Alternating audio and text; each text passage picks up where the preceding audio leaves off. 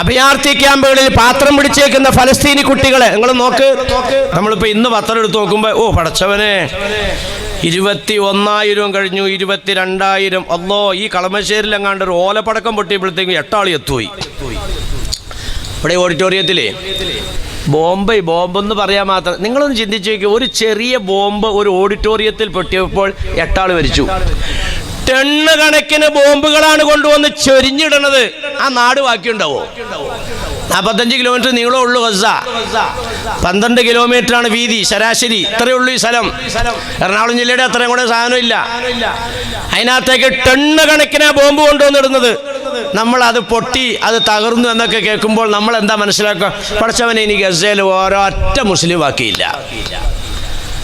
പിറ്റേ ദിവസം പത്രം എടുത്ത് നോക്കുമ്പോൾ ഗസയിലെ 25 ലക്ഷം ആളുകൾ ഭക്ഷണം ഇല്ലാണ്ട് പട്ടിണി കിടക്കണമെന്ന്.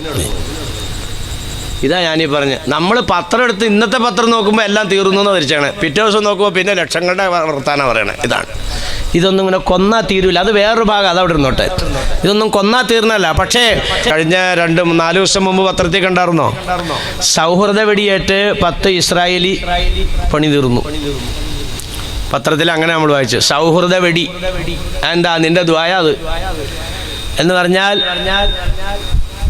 തോക്ക് ചൂണ്ടിയത് ഫലസ്തീനിയാണെന്ന് ധരിച്ചു, സംഗതി തട്ടിക്കൊടുത്തു. പക്ഷേ തട്ടുകൊണ്ടത് ഇസ്രായേലിന് തന്നെയാണ്. ഇസ്രായേലി പട്ടാളക്കാരനൊക്കെ തന്നെ വെടിയേറ്റു. അപ്പൊ ആ വെടിയുടെ പേരെന്താ? സൗഹൃദ വെടി. 10 ആൾ എത്തുപോയി. ഇതാണ് നിന്റെ ദ്വാന്റെ പവർ. ദ്വാ ചെയ്യാ. മലക്കുകൾ ഇറങ്ങും. ബദറിൽ ഇറങ്ങിയില്ലേ, ഖന്തക്കിൽ ഇറങ്ങിയില്ലേ, വെറും 313 അങ്ങോട്ട് ചെന്നപ്പോൾ കൂട്ടത്തിൽ 1000 എണ്ണം അങ്ങോട്ട് ഇറങ്ങിയത്. സഹീഹ് ബുഖാരി എടുത്തു നോക്കി, എത്ര പേജാ പറഞ്ഞ്. ഒരു നിലയ്ക്കും ജീവിക്കാൻ നിവൃത്തിയില്ലാത്ത അവസ്ഥയിലേക്ക് മുസ്ലിം ലോകം മാറിക്കൊണ്ടിരിക്കുകയാണ്. അല്ലേ? എല്ലാ ഭാഗത്തു നിന്നും ഒരുമിച്ച് കൂടിക്കൊണ്ട് മുസ്ലിം സമൂഹത്തിനെ ആക്രമിക്കുന്ന, വംശഹത്യ നടത്തുന്ന സ്വഭാവം ലോകമെമ്പാടും വ്യാപകമായിക്കൊണ്ടിരിക്കുന്നു. ഫലസ്തീനിൽ മാത്രമല്ല വ്യാപകമായിട്ട് നടക്കുകയാണ്. എന്താണ് അവർ ചെയ്ത തെറ്റ്? യഥാർത്ഥത്തിൽ ഇസ്രായേൽ എന്ന് പറയുന്ന ധിക്കാരികളും അഹങ്കാരികളും വഞ്ചകന്മാരുമാകുന്ന വിഭാഗം, അവരുടെ ജീവിതത്തിന്റെ ശൈലി മൊത്തം വഞ്ചനയാ, ചതിയാ, പിടിച്ചുപറിക്കലാണ് അവരുടെ ശൈലി. ഈ പിടിച്ചുപറിക്കുന്ന ഈ ധിക്കാരികളാവുന്ന വർഗം എല്ലാവിധ പാശ്ചാത്യ ശക്തികളുടെയും പിന്തുണയോടുകൂടി അവർ കൈകാര്യം ചെയ്യുന്ന എന്താണ്? മുസ്ലിമിനെ കൊല്ലലാണ്. അല്ലേ? അതല്ലേ നടന്നുകൊണ്ടിരിക്കുന്നത്. അവർ യുദ്ധം ചെയ്യുന്നത് ഫലസ്തീനിലെ പട്ടാളക്കാരോടല്ല, ഹമാസിനോടല്ല അവർ യുദ്ധം ചെയ്യുന്നത്. അവർ യുദ്ധം ചെയ്യുന്നത് കൊച്ചു കുഞ്ഞുങ്ങളോടാണ്. അവർ യുദ്ധം ചെയ്യുന്ന ഹോസ്പിറ്റലിൽ കിടക്കുന്ന രോഗികളോടാണ്. അവർ യുദ്ധം ചെയ്യുന്നത് വീട്ടിലിരിക്കുന്നവരെ പുറത്തേക്ക് അങ്ങോട്ട് മാറിക്കോ എന്ന് പറഞ്ഞ് പെരുവഴിയിലേക്ക് ഇറക്കി നിരായുധരായി പെരുവഴിയിൽ നിൽക്കുന്ന മുസ്ലിം ഉമ്മത്തിനോട് അവർ യുദ്ധം ചെയ്യുന്നത്. എന്റെ ജനങ്ങളെ, ഈ നിലയ്ക്ക് കൂട്ടക്കശാപ്പ് നടത്തപ്പെടുമ്പോൾ ഇതൊരു അനുഭവിക്കുന്ന ഒരു വേദന. എന്തിന്റെ പേരിൽ? അവരെന്ത് തെറ്റ് ചെയ്തു? അവരാരെയും ആക്രമിച്ചിട്ടില്ലല്ലോ, ആരുടെയും പിടിച്ചു പറിച്ചിട്ടില്ലല്ലോ, ആരുടെയും കടന്നാക്രമിച്ചിട്ടില്ലല്ലോ. അവർ ചെയ്തത് ശത്രുക്കളുടെ വീക്ഷണത്തിൽ ഒരേ ഒരു തെറ്റ് മാത്രമേ അവർക്ക് പറയാനുള്ളൂ. ഒരേ ഒരു കാരണം,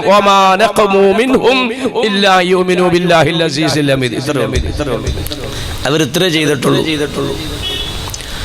ഏകനായ ഇലാഹിൽ അവർ വിശ്വസിച്ചിരിക്കുന്നു. ഇത്രയും മാത്രമേ ചെയ്തിട്ടുള്ളൂ. അവർ അല്ലാഹുവിൽ വിശ്വസിച്ചിരിക്കുകയാണ്. ആകാശങ്ങളെയും ഭൂമിയെയും സൃഷ്ടിച്ചതായ തമ്പുരാനിൽ ഞാൻ വിശ്വസിച്ചു എന്നുള്ള ഒരൊറ്റ കാരണം മാത്രമേ ഇവർക്ക് എടുത്തു പറയാനുള്ളതും അത് മാത്രമേ ഉള്ളൂ.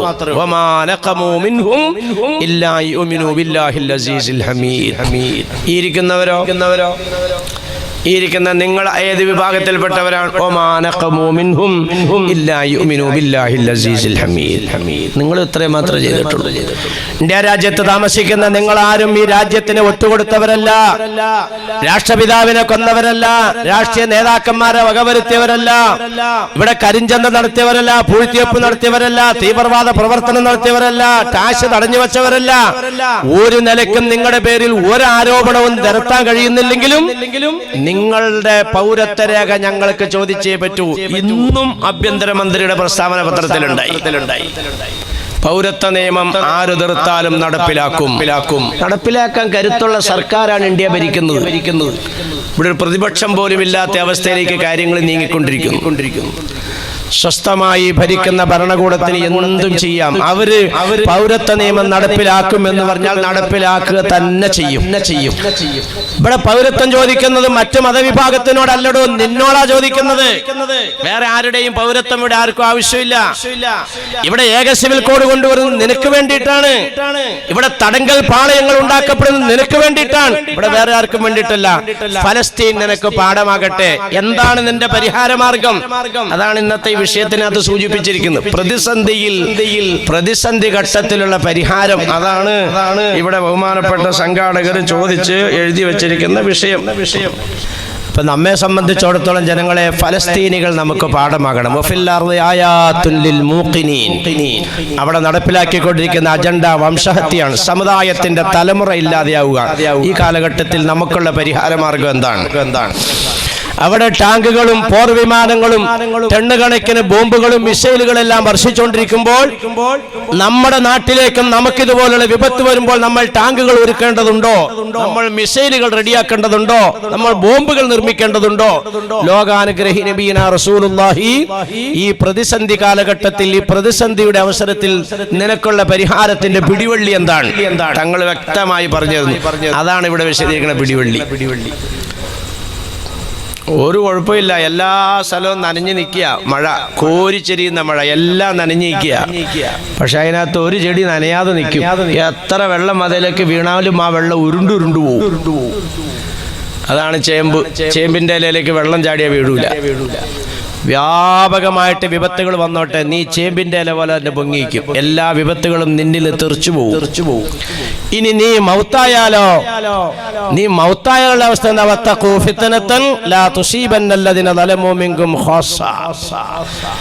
ഒരു ശിക്ഷ ഇങ്ങോട്ട് ഇറങ്ങുമ്പോൾ നീ നല്ലവനാണ്, അതുകൊണ്ട് നീ മാറിയിക്കെന്ന് പറഞ്ഞുകൊണ്ട് അല്ല ശിക്ഷ ഇറങ്ങുന്നത്. ശിക്ഷ വ്യാപകമായിട്ട് ഇറങ്ങും. അങ്ങനെ ഇറങ്ങുമ്പോൾ നീ കൊല്ലപ്പെട്ടാലോ? നീ നല്ല രക്തസാക്ഷിയായി കൊല്ലപ്പെടുകയും ചെയ്യും, മരണപ്പെടും. ഇതാണ് അതിനുള്ള പരിഹാര മാർഗം അഷ്റഫുൽ ഖൽഖ് നമുക്ക് വ്യക്തമാക്കി തരുന്നുണ്ട്. അവിടെ വംശഹത്യ നടക്കുമ്പോൾ നിന്റെ ഇടയിലും വംശഹത്യ നടക്കുന്നുണ്ട്. നീ അത് ശ്രദ്ധിക്കാൻ തയ്യാറാകണം. പ്രതിസന്ധി എന്ന് പറയുന്നത് പ്രശ്നങ്ങൾ ഉണ്ടാകുമ്പോൾ പോയി ആത്മഹത്യയിലല്ല പ്രതിസന്ധി. ഇപ്പം അത് ഏറ്റവും കൂടുതലാണ്. ഞാൻ പല പ്രാവശ്യം ഈ വിഷയത്തെ സംബന്ധിച്ച് സംസാരിച്ചിട്ടുണ്ട്, പ്രതിവാദിച്ചിട്ടുണ്ട്. ഓരോ വർഷം ചൊല്ലുന്തോറും ആത്മഹത്യകൾ പെരുകിക്കൊണ്ടിരിക്കുകയാണ്. ആത്മഹത്യകൾ പെരുകുന്നതിൽ ഏറ്റവും കൂടുതൽ ശതമാനം മുസ്ലിം സമൂഹത്തിന്റെ ഇടയിലാണ്. എല്ലാം അങ്ങനെ തന്നെയാണ്. ഇപ്പൊ ഇന്നലെ ശ്രീധനത്തിന്റെ പേരിൽ ഒരെണ്ണം തൂങ്ങി ചത്തുണ്ട് തിരുവനന്തപുരത്ത്. ഒരു താത്താപ്പെണ്ണ് തന്നെ. എല്ലാം മുസ്ലിം പിള്ളേരാണ്. കോളേജിൽ പഠിക്കാൻ പെട്ട പെണ്ണ് വേറെ ഒരുത്തനുമായിട്ട് പ്രേമമായി. അവൻ കല്യാണം കഴിക്കുമെന്ന് കരുതിയിരുന്നെങ്കിലും അവൻ കാശേല നോക്കിയത്. അവനക്ക് കോടിക്കണക്കിന് പൈസ കിട്ടണമെന്ന് പറഞ്ഞപ്പോൾ അവളും തൂങ്ങിച്ചത്തു. ഏറ്റവും എളുപ്പമുള്ള പണിയാന്നാ ഇപ്പം കുട്ടികളിത് മനസ്സിലാക്കിയേക്കുന്നത്. ഭർത്താവ് ദേഷ്യപ്പെട്ട് കഴിഞ്ഞാൽ ഉടനെ ഭാര്യ പോയി തൂങ്ങിച്ചാവും, അല്ലെങ്കിൽ കിണറിലേക്ക് ചാടും. കെട്ടിയവൻ ദേഷ്യപ്പെട്ട് കഴിഞ്ഞാൽ കൊച്ചിനെടുത്ത് കിണറിലേക്ക് എറിയും. ഞാൻ നല്ല പൂ പോലിരിക്കുന്നൊരു കുഞ്ഞിനെ. ഇവിടുത്തെ ഹിന്ദുക്കളോ ക്രിസ്ത്യാനികളോ ഒന്നും സിഖുകാരോ ബുദ്ധന്മാരോ ഒന്നും അല്ല ഇത് ചെയ്യുന്നത്. ഈ സ്വർഗത്തിൽ പോണ പാർട്ടിക്കാരെ ഇതൊക്കെ ചെയ്യുന്നത്. ഇവരോട് കാര്യങ്ങളൊക്കെ ഉപദേശിച്ചിട്ടുള്ളൂ താനും. മറ്റവർക്കൊന്നും ഇതുപോലത്തെ ഉപദേശങ്ങൾ കിട്ടിയിട്ടില്ല. മൻ ഖതല നഫ്സഹു മുതഅമ്മിദൻ, മനഃപൂർവ്വം ഒരാളെ കൊന്നാൽ എന്ന് പറഞ്ഞാൽ അതിന്റെ തഫ്സീർ എല്ലാം ഇങ്ങനെ തന്നെയാണ്.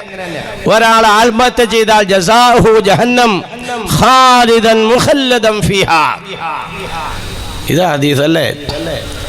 ഒരു കാലത്തും മോചനം കിട്ടാത്ത വിധത്തിൽ ആ മനുഷ്യൻ നരകാവകാശിയാണ്. ഇത്ര നിസ്കരിച്ചിട്ട് എന്ത് കാര്യം? എത്ര വിഭാഗത്തെടുത്തിട്ട് എന്ത് കാര്യം? കഴുത്തേൽ കയറിട്ടു, സംഗതി പോയി. അതിനോടൊപ്പം എന്താ ഇപ്പം നടക്കുന്നത് ജനങ്ങൾ? ഇതാണോ പരിഹാരമാർഗം? ഇൻക്വസ്റ്റ് നടത്തുക എന്ന് പറഞ്ഞാൽ എന്താപ്പേ? തൂങ്ങിച്ചത്തതിനെ താഴത്തേക്ക് കഴിഞ്ഞ് കഴിഞ്ഞാൽ നൂല് ബന്ധമില്ലാതെ കൊണ്ടുവന്ന് മോർച്ചറിയിലേക്ക് കയറ്റി കൊണ്ട് കിടത്തിയാണ്. നൂല് ബന്ധമില്ല, ആണാകട്ടെ പെണ്ണാകട്ടെ. കണ്ടവരിവിടെ ഉണ്ടാവുമല്ലോ. എന്നിട്ടിപ്പോൾ എന്താ ചെയ്യുക? എന്നിട്ട് വെട്ടിപ്പൊളിക്കുകയാണ്. ശരീരത്തിന്റെ അടിയിലുള്ള മൂത്രസഞ്ചി വരെയും അടുത്ത് കട്ട് ചെയ്തെടുക്കും. ആന്തരാവയവങ്ങളെല്ലാം കട്ട് ചെയ്തെടുക്കും. എല്ലാം നല്ലതാ, സുഖമാണെന്നാണ് എല്ലാവരുടെയൊക്കെ ധാരണ. മരിച്ച ജനാസയുടെ അടുക്കൽ പണ്ടൊക്കെ ഈർക്കിളിയായിട്ട് ഇങ്ങനെ ഇരിക്കും ആരെങ്കിലും. എന്നിട്ട് എന്തിനാ അവിടെ വന്ന് ഈച്ചരിക്കും? ഇപ്പൊ ഫാൻ ഇടുന്നോണ്ടിട്ട് അതില്ലാത്ത ഈച്ച വന്നിരിക്കും, പിന്നെ ആട്ടും. എന്തിനത്? ജനാസയിൽ ഈച്ച വന്നിരിക്കുന്നത് ജനാസയ്ക്ക് അസ്വസ്ഥതയുണ്ട്. അത് തന്നെ. ചൂടേറിയ വെള്ളം കൊണ്ട് കുളിപ്പിക്കാൻ പാടില്ല, കാരണം ജനാസയ്ക്ക് അത് അസ്വസ്ഥതയുണ്ട്. ആ ജനാസയെ വെട്ടിപ്പൊളിക്കണേ. അതിനോടൊപ്പം തന്നെ ആത്മാവിന്റെ അവസ്ഥ എന്താ? മഹ്ശറിലിരിക്കുന്ന ഒരു മനുഷ്യനെ സംബന്ധിച്ചിടത്തോളം അയാൾ ആവശ്യപ്പെടുന്നത് എന്താണെന്നറിയോ? നരകത്തിലേക്കാണെങ്കിൽ ആ നരകത്തിലേക്കൊന്ന് മാറ്റി റബ്ബേ, അത് ആവശ്യപ്പെടുന്നത്. അതാണ് മഹ്ശറ. കാരണം തീരുമാനമില്ലാതെ നിൽക്കുന്ന ഒരവസ്ഥ, അതാണ് മഹ്ശറ. അങ്ങോട്ടോ ഇങ്ങോട്ടോ വിട്ടാൽ പ്രശ്നം തീർന്നു. മഹ്ശറ അങ്ങനെയല്ല, അങ്ങോട്ടോ ഇങ്ങോട്ടോ പോകുന്നതിന് മുമ്പുള്ള ഒരുമിച്ച് കൂടുന്ന സ്ഥലമാണ് മഹ്ശറ. അവിടെ മനുഷ്യൻ അവിടെ താങ്ങാൻ പറ്റാത്ത വേദന കൊണ്ടും വിഷമം കൊണ്ടും ആഗ്രഹിക്കുന്നത് നരകത്തിലേക്കാണെങ്കിൽ അങ്ങോട്ടൊന്ന് മാറ്റ്. ഈ അവസ്ഥ തന്നെയാണ് ഒരു മരണപ്പെട്ട ഒരു മനുഷ്യന്റെ റൂഹിന് ഈ ഭൂമുഖത്തുള്ള അവസ്ഥ. നല്ല മനുഷ്യന്റെ റൂഹാണെങ്കിൽ യാ അയ്യത്തുഹൻ നഫ്സുൽ മുത്മഇന്ന ഇർജിഇ ഇലാ റബ്ബിക റാദിയത്തൻ മർദിയ ഫദ്ഖുലി ഫീ ഇബാദി വദ്ഖുലി ജന്നതി. നല്ല നിലയ്ക്ക് മരിച്ച ഒരു മനുഷ്യന്റെ റൂഹ് അല്ലാഹുവിന്റെ സിംഹാസനത്തിന്റെ താഴ്ഭാഗത്ത് ഇല്ലിയീൻ എന്ന് പറയുന്ന അനുഗ്രഹീതമായ സ്ഥലത്തേക്ക് കൊണ്ട് ഒരുമിച്ച് കൂട്ടപ്പെടും. അതവിടെ നല്ല മനുഷ്യന്മാരുണ്ടാവും. നല്ല മനുഷ്യന്മാരുടെ റൂഹായിട്ട് ഒരുമിച്ച് കൂടും. മോശപ്പെട്ടവൻ്റെതാണെങ്കിലോ സിജ്ജീൻ, 7-ാം ഭൂമിയുടെ അടിത്തട്ടിലേക്ക് സബാനിയാക്കളായ മലക്കുകൾ അഗ്നിയാലുള്ള പട്ടിൽ പൊതിഞ്ഞുകൊണ്ടിട്ട് അടിയിലേക്ക് താഴ്ത്തുന്നതാണ്. അപ്പൊ അത് അടിയിലേക്കും പോയി. എങ്ങും അഭയം കിട്ടാത്ത ഒന്നാണ് ആത്മഹത്യ ചെയ്യുന്ന മനുഷ്യന്റെ ആത്മാവ്. മുകളിലേക്കും പോവില്ല, താഴത്തേക്കും പോവില്ല. ഇതാണ് ആത്മഹത്യയുടെ അവസ്ഥ. ഒരു നിലയ്ക്കും ഇത് ഒരു രക്ഷയല്ല, ഇതൊരു പരിഹാരമല്ല. ഇത് നമ്മൾ വിഷയമായിട്ട് പറയല്ല, ഇതൊരു പരിഹാരമല്ല. പക്ഷേ ഇപ്പൊ വ്യാപകമായിക്കൊണ്ടിരിക്കുക. ആരാണ് ഇതിനൊക്കെ കാരണക്കാർ? ഒരു വീട്ടിൽ 2 പെൺകുട്ടിയുണ്ടെങ്കിൽ ആ കുടുംബനാഥനും കുടുംബനാഥയും ലക്ഷപ്രഭു ഇന്നത്തെ അവസ്ഥ അനുസരിച്ച് ഇന്ന് 2 പെൺകുഞ്ഞുങ്ങൾ ജനിച്ചാൽ അസ്വസ്ഥതയാണ്. എങ്ങനെ വിവാഹം കഴിച്ചു വിടും? ആരാടോ ഈ സ്ത്രീധനം കൊണ്ടുവന്നത്? ഈ ഭാരതത്തിന്റെ ജീർണിച്ച സംസ്കാരത്തിൽ നിന്നല്ല ഇതുണ്ടായത്. ഇതെല്ലാം എടുത്തു കളഞ്ഞ സമുദായത്തിന്റെ സംസ്കാരത്തിന്റെ പേരല്ലേ ഇസ്ലാം? അതല്ലേ ഇതിനെ എതിർക്കുന്നത്? ലോകമെമ്പാടും എന്തുകൊണ്ടിട്ടാണ് ഇസ്ലാമിനെ ഇല്ലാതെയാക്കാനുള്ള ആസൂത്രിതമായ നീക്കം നടക്കുന്നത്? ലോകത്ത് പലിശയെ എതിർക്കുന്നത് ഇസ്ലാം മാത്രമാണ്. മയക്കുമരുന്നിനെയും ലഹരിയെയും എതിർക്കുന്നത് ഇസ്ലാം മാത്രമാണ്. സ്ത്രീധനത്തിനെ എതിർക്കുന്നത് ഇസ്ലാം മാത്രമാണ്. ഇങ്ങനെ എടുത്തു നോക്കിയാൽ സമൂഹത്തിനെ കാർന്നു തിന്നുന്ന എല്ലാ അനാചാരങ്ങളെയും എല്ലാ അസ്വസ്ഥതകളെയും എല്ലാം എതിർക്കുന്നത് പരിശുദ്ധ ഇസ്ലാം അല്ലാതെ വേറെ ഒന്നുമില്ല. അപ്പൊ ഇവിടെ മധ്യരാജാക്കന്മാർക്ക് നിലനിൽക്കണമെങ്കിൽ ഇസ്ലാം പാടില്ല. വ്യഭിചാരശാലകൾ ഇവിടെ നിലനിൽക്കണമെങ്കിൽ ഇസ്ലാം പാടില്ല. സ്ത്രീധനത്തിന്റെ പേരിൽ സമ്പത്ത് വാരിക്കൂട്ടണമെങ്കിൽ ഇസ്ലാം പാടില്ല. മയക്കുമരുന്ന് ഉപയോഗിക്കണമെങ്കിൽ ഇസ്ലാം പാടില്ല. ഇത്രയേ ഉള്ളൂ.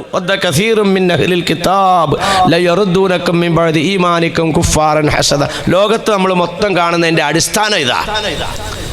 ഈ സാധനം ഇവിടെ ഉണ്ടെങ്കിൽ ഞങ്ങൾക്ക് ആർക്കും ഇവിടെ നിലനിൽക്കാൻ കഴിയില്ല. നിങ്ങൾ ഏതെങ്കിലും ഒന്ന് എടുത്തിട്ട് പറ, ഇസ്ലാം എതിർക്കുന്ന ഏതെങ്കിലും കട്ടാൽ കട്ട മനുഷ്യന്റെ കൈ കട്ട് ചെയ്താൽ പിന്നെ ലോകത്ത് അവൻ കളവ് നടത്തുവോ?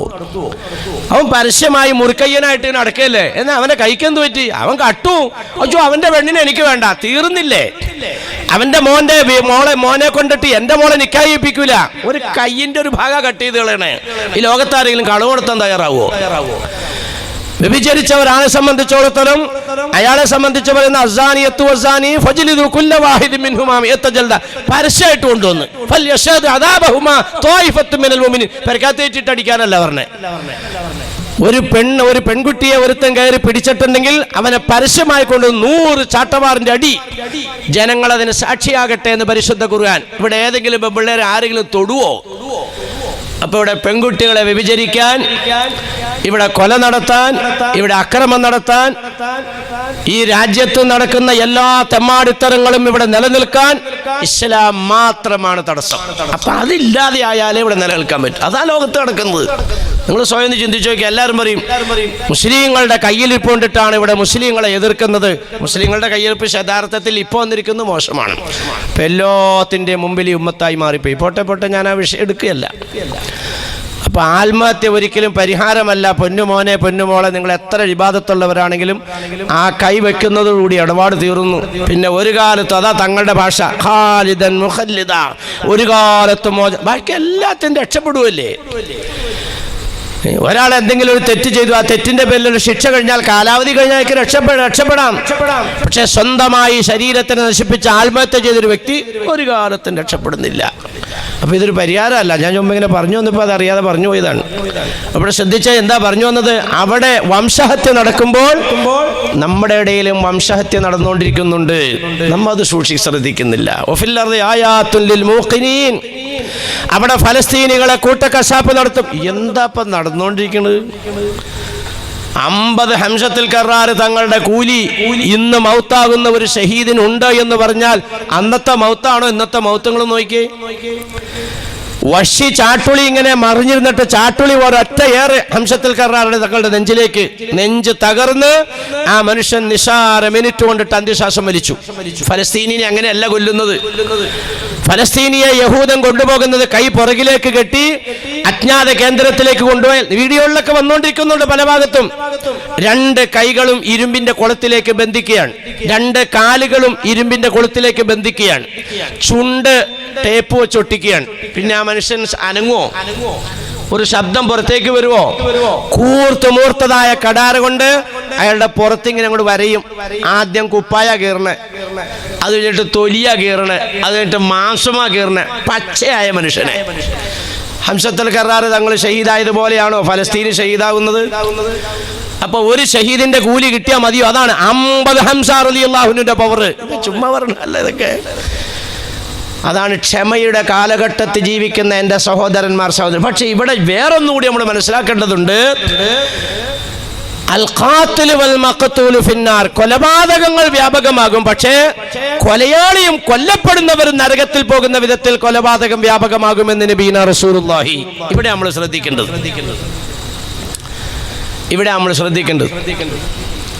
കൊല്ലപ്പെടുന്ന എത്ര മുസ്ലിമായതിന്റെ പേരിലാണ് കൊല്ലപ്പെടുന്നത്, പക്ഷെ കൊല്ലപ്പെടുന്ന എത്രയാൾ മുസ്ലിമായിട്ടും ഷഹീദാകുന്നു, ഇത്രയും അന്വേഷിക്കാനുള്ളൂ.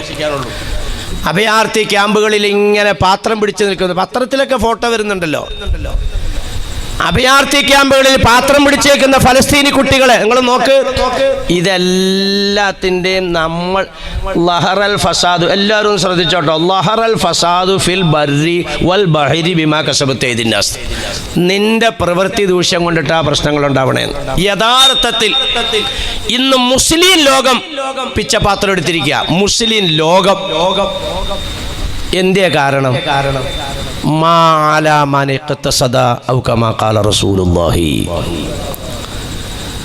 മനുഷ്യനെന്ന് ആർഭാടത്തിന്റെ ജീവിതത്തിലേക്ക് മാറിക്കൊണ്ടിരിക്കുകയാണെങ്കിൽ കടുകടുത്ത ദാരിദ്ര്യത്തിലേക്ക് അവനെ അള്ളാഹു എത്തിക്കുന്നതാണ്. ഇതൊക്കെ ഫലസ്തീനികളെ മാത്രം വെച്ചോണ്ടൊന്നും ഇടണ്ട. ഇന്ന് നമ്മുടെയൊക്കെ അവസ്ഥ എന്താ? ഞാൻ ഈ ഹദീസ് ഓതിയപ്പോൾ നമ്മളൊക്കെ ഓരോരുത്തരും ചിന്തിക്കുക. നമ്മുടെ ഇവിടെ ഇരിക്കുന്ന ഈ നരച്ചവരോട് ഞാൻ ചോദിക്കുകയാണ്, നിങ്ങളുടെയൊക്കെ കൊച്ചുനാളിൽ ഒരു നാട്ടിൽ ഒരു വിവാഹത്തിന് നിങ്ങളെ ക്ഷണിച്ചാൽ നിങ്ങൾ ആ വിവാഹത്തിന് പോകുമ്പോൾ എന്താ ഇപ്പോൾ ഉദ്ദേശം? ഞാൻ ഓർക്കുന്നുണ്ട്, എൻ്റെ നാട്ടിൽ ഞാൻ കുഞ്ഞായിരിക്കുന്ന കാലഘട്ടത്തിൽ എൻ്റെ നാട്ടിൽ ഏറ്റവും വലിയ പണക്കാരൻ മുക്കണ്ണിയിൽ കുടുംബമാണ്. നല്ല തറവാട്ടുകാരാണ്. അവരുടെ സ്ഥലത്താണ് പനങ്കര പള്ളി ഇരിക്കുന്നത്. അവിടെ മുക്കണ്ണിയിലെ കാറുന്നവര് വെള്ളിയാഴ്ച വരുമ്പോൾ മെമ്പറിന്റെ അടുത്ത് എഴുന്നേറ്റ് നിന്നിട്ട്, സഹോദരന്മാരെ, ഇത്രാം തീയതി എൻ്റെ മോന്റെ വിവാഹമാണ്, എല്ലാവരും കുടുംബസമേതം അങ്ങ് വന്നേക്കണം. എന്തു സന്തോഷാന്നറിയോ മഹല്ലംഗങ്ങൾക്ക്.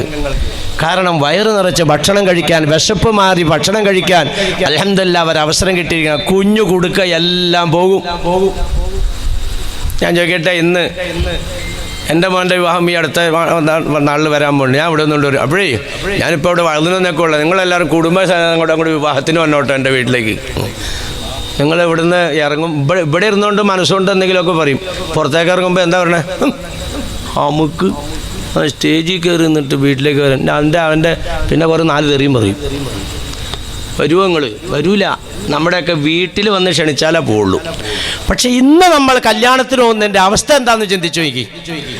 അന്ന് വിശപ്പ് മാറി ഭക്ഷണം കഴിക്കാനാ പോയതെങ്കിൽ ഇന്ന് ആർഭാടത്തിനും അഹങ്കാരത്തിനും ധിക്കാരത്തിനും വേണ്ടി പോവുകയാണ്. ശരിയാണോ? നിങ്ങൾ പറ. എന്തിനാണ് വിവാഹത്തിൽ പോകുന്നത്?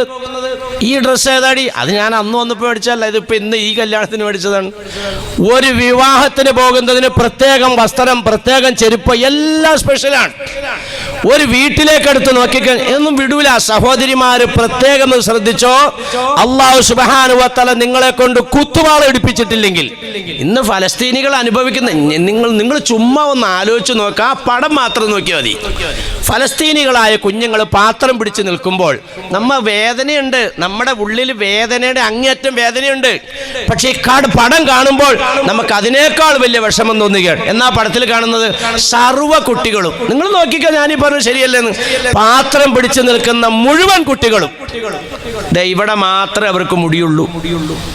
ബാക്കി ചുറ്റുഭാഗം മൊത്തം അവർ നൈസായിട്ട് വെട്ടിയിരിക്കുക. ഇവിടെ മാത്രമേ മുടിയുള്ളൂ. ആരുടെ സംസ്കാരം ഇത്?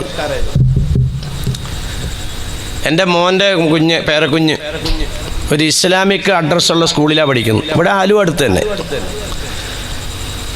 ആ കുഞ്ഞ് ഇത്തവണ ഈ സ്കൂൾ അടയ്ക്കുന്നതിന് മുമ്പ് വന്നപ്പോൾ വീട്ടിൽ വന്നിട്ട് പറയാണ്, സ്റ്റാർ ഇടാൻ പാടില്ല കേട്ടോ, സ്റ്റാർ ഇട്ടാൽ നമ്മൾ ക്രിസ്ത്യാനിയാവും. 1 നമ്പർ ഒരു ഹദീസല്ലേ എൻ്റെ പേരക്കുഞ്ഞ് പറഞ്ഞത്, മൻ തശബ്ബഹ ബിഖൗമിൻ ഫഹുവ മിൻഹും. നമ്മളൊക്കെ ഇപ്പോൾ നക്ഷത്രം എവിടെയെങ്കിലും ഇടുന്ന കാര്യക്കൊന്നും വിഷമമൊന്നും ബുദ്ധിമുട്ടൊന്നുമില്ല. പക്ഷെ ഒരു മതത്തിൻ്റെ ആചാരത്തിൻ്റെ ഭാഗമായി നമ്മൾ ഇടുമ്പോൾ നീ ആ മതത്തിൽപ്പെട്ടവനായി എന്ന് നബിയുനാ റസൂലുള്ളാഹി തങ്ങൾ പഠിപ്പിച്ചെങ്കിൽ ആ കുഞ്ഞിനെ സ്കൂളിലെ ടീച്ചർ പഠിപ്പിച്ചോളൂ. ഞാൻ അപ്പോൾ ഇത് ആരാ മോളെ ഇതിങ്ങനെ പറഞ്ഞെന്ന്? അത് മിസ് പറഞ്ഞു തന്നു. അങ്ങനെയുള്ള ഇസ്ലാമിക് ഐഡന്റിറ്റി ഉള്ള സ്കൂളിൽ നിന്ന് വിടുന്നതിന് നമുക്ക് നാണക്കേടാ. നമുക്കല്ലാത്ത സ്കൂളിൽ വിട്ടാലേ സ്റ്റാൻഡേർഡ് കിട്ടുള്ളൂ. അവിടെയാണ് വിജയ ശതമാനം ഉള്ളൂ, അവിടെയാണ് ഡിസിപ്ലിൻ ഉള്ളൂ. ഇത് കാക്കാട സ്കൂളല്ലേ, അവിടെ ഒന്നുമില്ല. മൻ തശബ്ബഹ ബിഖൗമിൻ ഫഹുവ മിൻഹും.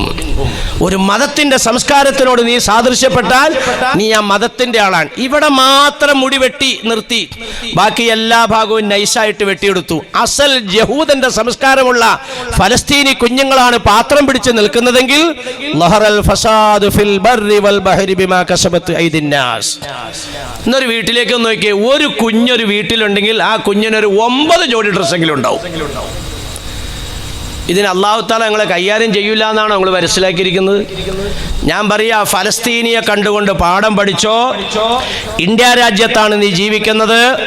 ഫലസ്തീനിയെ സംബന്ധിച്ചിടത്തോളം അവന് ജോർദാനിലേക്ക് കടന്നു പോകാൻ വഴിയുണ്ട്, ഈജിപ്തിലേക്ക് കടന്നു പോകാൻ വഴിയുണ്ട്, സിറിയയിലേക്ക് കടന്നു പോകാൻ വഴിയുണ്ട്, വേണമെങ്കിൽ അവനക്ക് സൗദി അറേബ്യയിലേക്ക് കടന്നു പോകാനും വഴിയുണ്ട്. അങ്ങനെ ഈ പറയപ്പെട്ട ഏത് രാജ്യത്തേക്ക് കടന്നു ചെന്നാലും അവനെ ആരെയും ഫലസ്തീനിയാണ് എന്ന് പറഞ്ഞാൽ കൊല്ലൂല എന്നുള്ള കാര്യം ഉറപ്പാണ്. നേരെ മറിച്ച് ഇന്ത്യ രാജ്യത്ത് താമസിക്കുന്ന നീ പാകിസ്ഥാനിലേക്ക് ചെന്നാൽ ആ നിമിഷം നീ ഇന്ത്യക്കാരനാന്ന് പറഞ്ഞാൽ അപ്പ നിന്നെ കശാപ്പി. നിനക്ക് എങ്ങും രക്ഷയില്ല, എങ്ങും നിനക്ക് രക്ഷയില്ല. നിനക്ക് പിന്നെ എന്താ രക്ഷ? അള്ളാഹു നിനക്ക് തന്നതായ പരിഹാരത്തിന്റെ മാർഗത്തിലേക്ക് നീ പിടികൊടുത്തോളം. ഞാനത് പറഞ്ഞുതരാം എന്താന്ന്. അല്ല പറഞ്ഞ പരിഹാരത്തിന്റെ മാർഗത്തിലേക്ക് നീ പോയി പിടികൊടുത്തോളം. നിനക്ക് വേറെ എങ്ങൊന്നും രക്ഷയില്ല. അള്ളാഹുവിന്റെ ഭാഗത്തുനിന്നുള്ള രക്ഷയല്ലാതെ രക്ഷയില്ല. ഇത് ശരിക്കൊരു പാഠമാണ്. ഫലസ്തീനിൽ നിന്ന് അനുഭവിക്കുന്നതായ വേദനയും ഒക്കെ നമ്മൾ ഉണ്ടാക്കി വെച്ചത് തന്നെ. വല്ലദീന കഫറൂ ബഅ്ളുഹും ഔലിയാഉ ബഅ്ൾ. സൂറത്തുൽ അൻഫാലിൽ 73-ാമത്തെ ആയത്ത് എടുത്തു നോക്കി. അവിശ്വാസികൾ പരസ്പരം സഹോദരങ്ങളാണ് കേട്ടോ മനുഷ്യരെ. മുസ്ലിമിനോട് പറയാ, വലൻ തർലാങ്കൽ യഹൂദ വലൻ നസാറ ഹത്താ തത്തബിഅ മില്ലത്തുഹും. നീ എത്ര പണം കൊടുത്താലും, എത്ര അധികാരം കൊടുത്താലും, എന്തെല്ലാം രീതിയിലുള്ള സൗകര്യങ്ങൾ ചെയ്താലും അവന്റെ മതം നീ അംഗീകരിക്കാത്തോടത്തോളം കാലം ഒരിക്കലും നിന്നെ അവൻ ഇഷ്ടപ്പെടുകയില്ലാട്ടോ. ഇത് ഖുർആനാ എടുത്തു പറയണേ. നിന്റെ വേറൊന്നും അവനക്കുണ്ട്. അങ്ങനെയുള്ള വിഭാഗവുമായി മുസ്ലിം സമുദായം പരസ്പരം കരാറ് വച്ചെങ്കിൽ പരിശുദ്ധ ഖുർആൻ എടുത്തു പറയുന്നു, അവിശ്വാസിയാവുന്ന ഈ വർഗം പരസ്പരം സഹായിക്കുന്നവരാണ് കേട്ടോ. നസാറയും യഹൂദിയും പരസ്പരം അവർ ശത്രുക്കളാണ് എങ്കിലും യഥാർത്ഥത്തിൽ ഇപ്പൊ ക്രിസ്മസ് നടന്നു. എന്താണ് ക്രിസ്മസ്? യേശുവിനെ കൊന്നു എന്നാ പറയുന്നത്. ആര് കൊന്നു? ക്രിസ്ത്യാനികൾ പറയുന്നു യഹൂദന്മാർ കൊന്നു. ഈ ലോകത്ത് ഈസാ നബീനെ ജാരസന്തതി എന്ന് വിളിക്കുന്ന ഒരേ ഒരു വർഗമേ ഉള്ളൂ, യഹൂദന്മാര് അല്ലേ? മറിയം റളിയല്ലാഹു തആല അൻഹയെ വ്യഭിചാരിണി എന്ന് വിളിക്കുന്ന ഏക വർഗം യഹൂദന്മാരാണ്. ആ യഹൂദന്മാരും നസാറാക്കളും തമ്മിൽ പരസ്പരം അങ്ങുമെങ്ങും സഹായിക്കുന്നവരാണ് കേട്ടോ. വലാ തഖു ഇല്ലാ തഫഅലുഹു തകും ഫിത്നത്തുൻ ഫിൽ അർളി വഫസാദുൻ കബീർ. ഇത് മനസ്സിലാക്കി നീ പ്രവർത്തിക്കാൻ തയ്യാറില്ലെങ്കിൽ നീ ഭൂമുഖത്ത് വലിയ നാശം അനുഭവിക്കേണ്ടി വരും, വലിയ പരീക്ഷണത്തിനെ നീ നേരിടേണ്ടി വരും. ഇതാണ് ഇപ്പൊ അനുഭവിച്ചുകൊണ്ടിരിക്കുന്നത്. 1913 ബ്രിട്ടനും തുർക്കിയും തമ്മിൽ മുഖാമുഖം വന്നപ്പോൾ പരിശുദ്ധ ഹറമൈനിയുടെ ഖിദ്മത്ത് വരെ ചെയ്തുകൊണ്ടിരുന്ന തുർക്കിയുമായി കൈകോർക്കേണ്ടതിന് പകരം ഈ പറയപ്പെട്ട മുസ്ലിം രാജ്യങ്ങളെല്ലാം ബ്രിട്ടനിൽ നിന്നിട്ട് വന്നിട്ട് ഇവരെന്താ പറഞ്ഞത്? നിങ്ങൾ ഇവിടെ തുർക്കിയുടെ ഗവർണറായിട്ടിരിക്കണ്ട, നിങ്ങൾ ഈ രാജ്യത്തിന്റെ അധികാരിയാവണം, നിങ്ങൾ സൗദിയുടെ രാജാവാകണം, നിങ്ങൾ ജോർദാന്റെ രാജാവാകണം, നിങ്ങൾ ഈജിപ്തിന്റെ രാജാവാകണം, നിങ്ങളല്ലാതെ ഗവർണറായിട്ടിരിക്കേണ്ടവരല്ല. അതിന് നിങ്ങൾ ഞങ്ങളുടെ കൂടെ നിന്ന് തുർക്കിയെ പരാജയപ്പെടുത്തണം. ബഅ്ളുഹും ഔലിയാഉ ബഅ്ളിൻ ഇല്ലാ തഫ്അലൂഹു തകുൻ ഫിത്നത്തുൻ ഫിൽ അർള് വഫസാദുൻ കബീർ. അന്നത്തെ മുസ്ലിം രാജാക്കന്മാർ എന്ത് ചെയ്തു? ഇവരുമായി കരാറ് വെച്ചു, ഞങ്ങൾ നിങ്ങളോടൊപ്പം നിൽക്കാം തുർക്കിയെ പരാജയപ്പെടുത്താൻ. തന്റെ പട്ടാളത്തിനെയും തന്റെ സമ്പത്തിനെയും മുസ്ലിം സമുദായത്തിന്റെ എതിരിൽ വിനിയോഗിക്കാൻ കൊണ്ടുവന്ന ആ ചതിക്കകത്തേക്ക് മുസ്ലിം രാജ്യങ്ങൾ വീണപ്പോൾ ഇന്ന് നമ്മൾ കണ്ടുകൊണ്ടിരിക്കുന്നു, ഇസ്രായേലുമായി പാശ്ചാത്യ രാജ്യങ്ങളിൽപ്പെട്ട പലതും നയതന്ത്ര ബന്ധം വിച്ഛേദിച്ചപ്പോൾ ഒരൊറ്റ മുസ്ലിം രാജ്യങ്ങളും ഇസ്രായേലുമായി നയതന്ത്ര ബന്ധം വിച്ഛേദിച്ചിട്ടില്ല. എന്തുകൊണ്ട് വിച്ഛേദിച്ചില്ല? ഇവർ വെച്ചിരിക്കുന്ന കരാറനുസരിച്ച് വിച്ഛേദിച്ചാൽ ഇവിടെ സീറ്റ് ഉണ്ടാവില്ല, കസേര അങ്ങോട്ട് തെറിക്കും. ഇതല്ലേ യാഥാർത്ഥ്യം? അപ്പൊ യഥാർത്ഥത്തിൽ ഇപ്പോൾ ഈ അനുഭവിക്കുന്ന എന്താ? അതാ ഞാൻ പറഞ്ഞു വന്നത്, ലഹറൽ ഫസാദു ഫിൽ ബർരി വൽ ബഹരി ബിമാ കസബതൈൻ. ഇതൊക്കെ നമുക്ക് പാഠമാണ്. നീ ചെയ്തതിന്റെ ആണടാ നീ അനുഭവിക്കുന്നത്.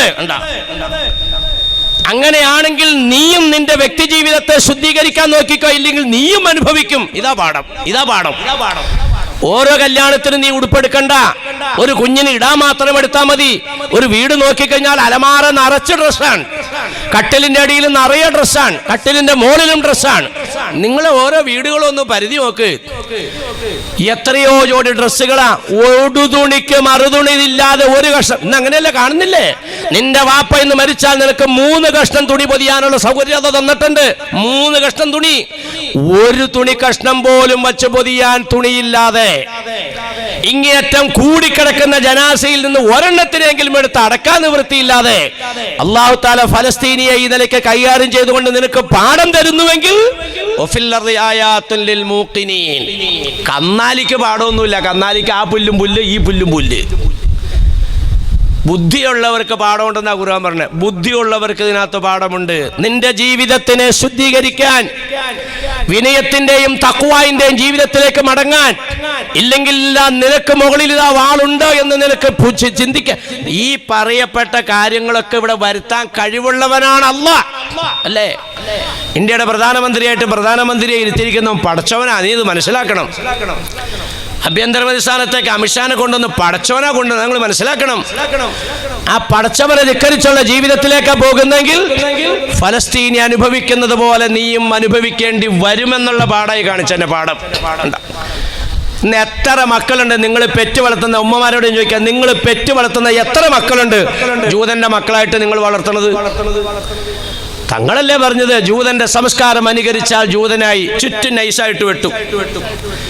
ബാർബർഷോപ്പിൽ നിന്ന് വെട്ടിയിട്ട് വന്നാലും അത് കൊച്ചല്ലേ, അങ്ങനെയാണ്. കല്യാണത്തിന് ആർഭാടങ്ങൾ. ഇന്നിപ്പോ എന്താ വിവാഹത്തിന് എന്താ? അല്ലാഹു അക്ബർ.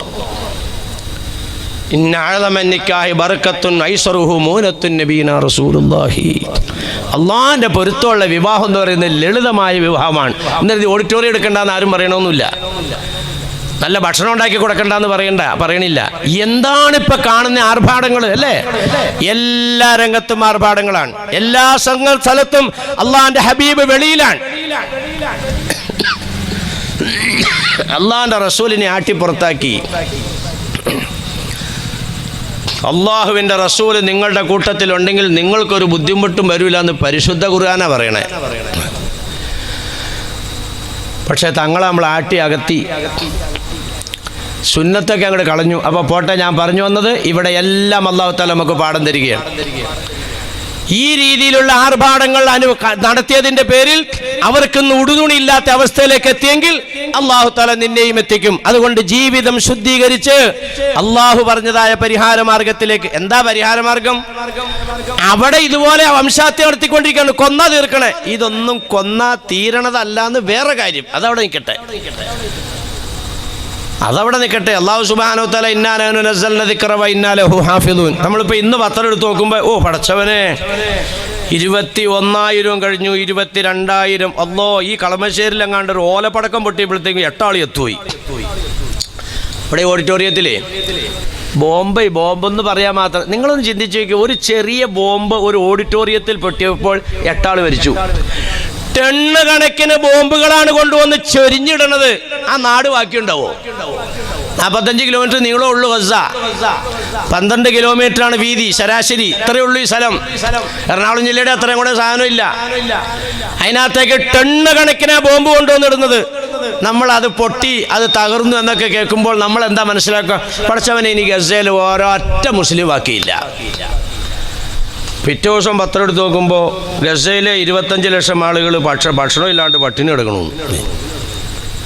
ഇതാ ഞാനീ പറഞ്ഞ്, നമ്മൾ പത്രം എടുത്ത് ഇന്നത്തെ പത്രം നോക്കുമ്പോൾ എല്ലാം തീർന്നു എന്ന് ധരിച്ചാണ്. പിറ്റേ ദിവസം നോക്കുമ്പോൾ പിന്നെ ലക്ഷങ്ങളുടെ വർത്താനം പറയണേ. ഇതൊന്നും ഇങ്ങനെ കൊന്നാ തീരൂല. അത് വേറൊരു ഭാഗം, അതവിടെ ഇരുന്നോട്ടെ. ഇതൊന്നും കൊന്നാ തീർന്നല്ല. പക്ഷേ കൊന്നുകൊണ്ടിട്ട് അവിടെ വംശഹത്യ നടത്തുമ്പോൾ ഇവിടെയും വംശഹത്യ ഉണ്ട്. അതും നമ്മൾ ശ്രദ്ധിക്കണം. ഇത് ശ്രദ്ധിച്ചിട്ട് എന്ത് ചെയ്യണം? അള്ളാഹുവിൻ്റെ പിടി പിടിച്ചോളണം. എന്താ ഇവിടെ നടക്കണ വംശഹത്യ? ഇവിടെ 1-ാം നമ്പർ വംശഹത്യ എന്ന് പറഞ്ഞാൽ മുസ്ലിം സമുദായത്തിൻ്റെ തലമുറ ഭാവിയിൽ ഇവിടെ ഉണ്ടാകാൻ പാടില്ല. അത് ഇവിടെ കൊല്ലാൻ പറ്റൂല, ഇവിടെ കൊന്നു തീർക്കാൻ പറ്റൂല.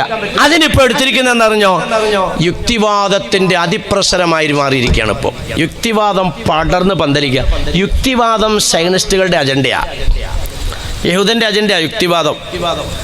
ഇന്ന് നിങ്ങളെടുത്ത് നോക്കിക്കോ, യുക്തിവാദത്തിന്റെ വളർച്ച ഏറ്റവും കൂടുതൽ മുസ്ലിം സമൂഹത്തിന്റെ ഇടയിലാണ്. ഒരു യുക്തിവാദി സംഘടനയുടെ മെമ്പർഷിപ്പ് നിങ്ങൾ എടുത്തു നോക്കിക്കോ, 90% മുസ്ലിം കുട്ടികളാണ്, മുസ്ലിം ചെറുപ്പക്കാരാണ്. ഇതാണ് വംശഹത്യ. അവിടെ ആ നിലയ്ക്ക് കൊന്നു തീർക്കുമ്പോൾ ഇവിടെ യുക്തിവാദത്തിൽ എന്ന് പറഞ്ഞാൽ നമ്മുടെ മക്കളെ, ഇതൊരു വലിയ വിഷയം. ഇതെനിക്ക് മണിക്കൂറോളം നിന്ന് പറഞ്ഞെങ്കിലേ ഇത് വേണ്ട രീതിയിൽ നിങ്ങളുടെ മുമ്പിലേക്ക് വെക്കാൻ പറ്റുള്ളൂ. വല്ലദീ ഖാല ലിവാലിദൈഹി ഉഫ്ഫിൽ ലകുമാ അതഅദാനിനി അൻ ഉഖ്റജ വഖദ് ഖലത്തിൽ ഖുറൂനു മിൻ ഖബ്ലി വഹുമാ യസ്തഗീസാനില്ലാഹ വൈലക ആമിൻ ഇന്ന വഅദല്ലാഹി ഹഖ്ഖുൻ ഫയഖൂലു മാ ഹാദാ ഇല്ലാ അസാതീറുൽ അവ്വലീൻ. യുക്തിവാദിയായ മോനും മോളും, നമ്മുടെയൊക്കെ കുടുംബത്തിൽ യുക്തിവാദിയായ മോൻ വളരുന്നു, മോള് വളരുന്നു.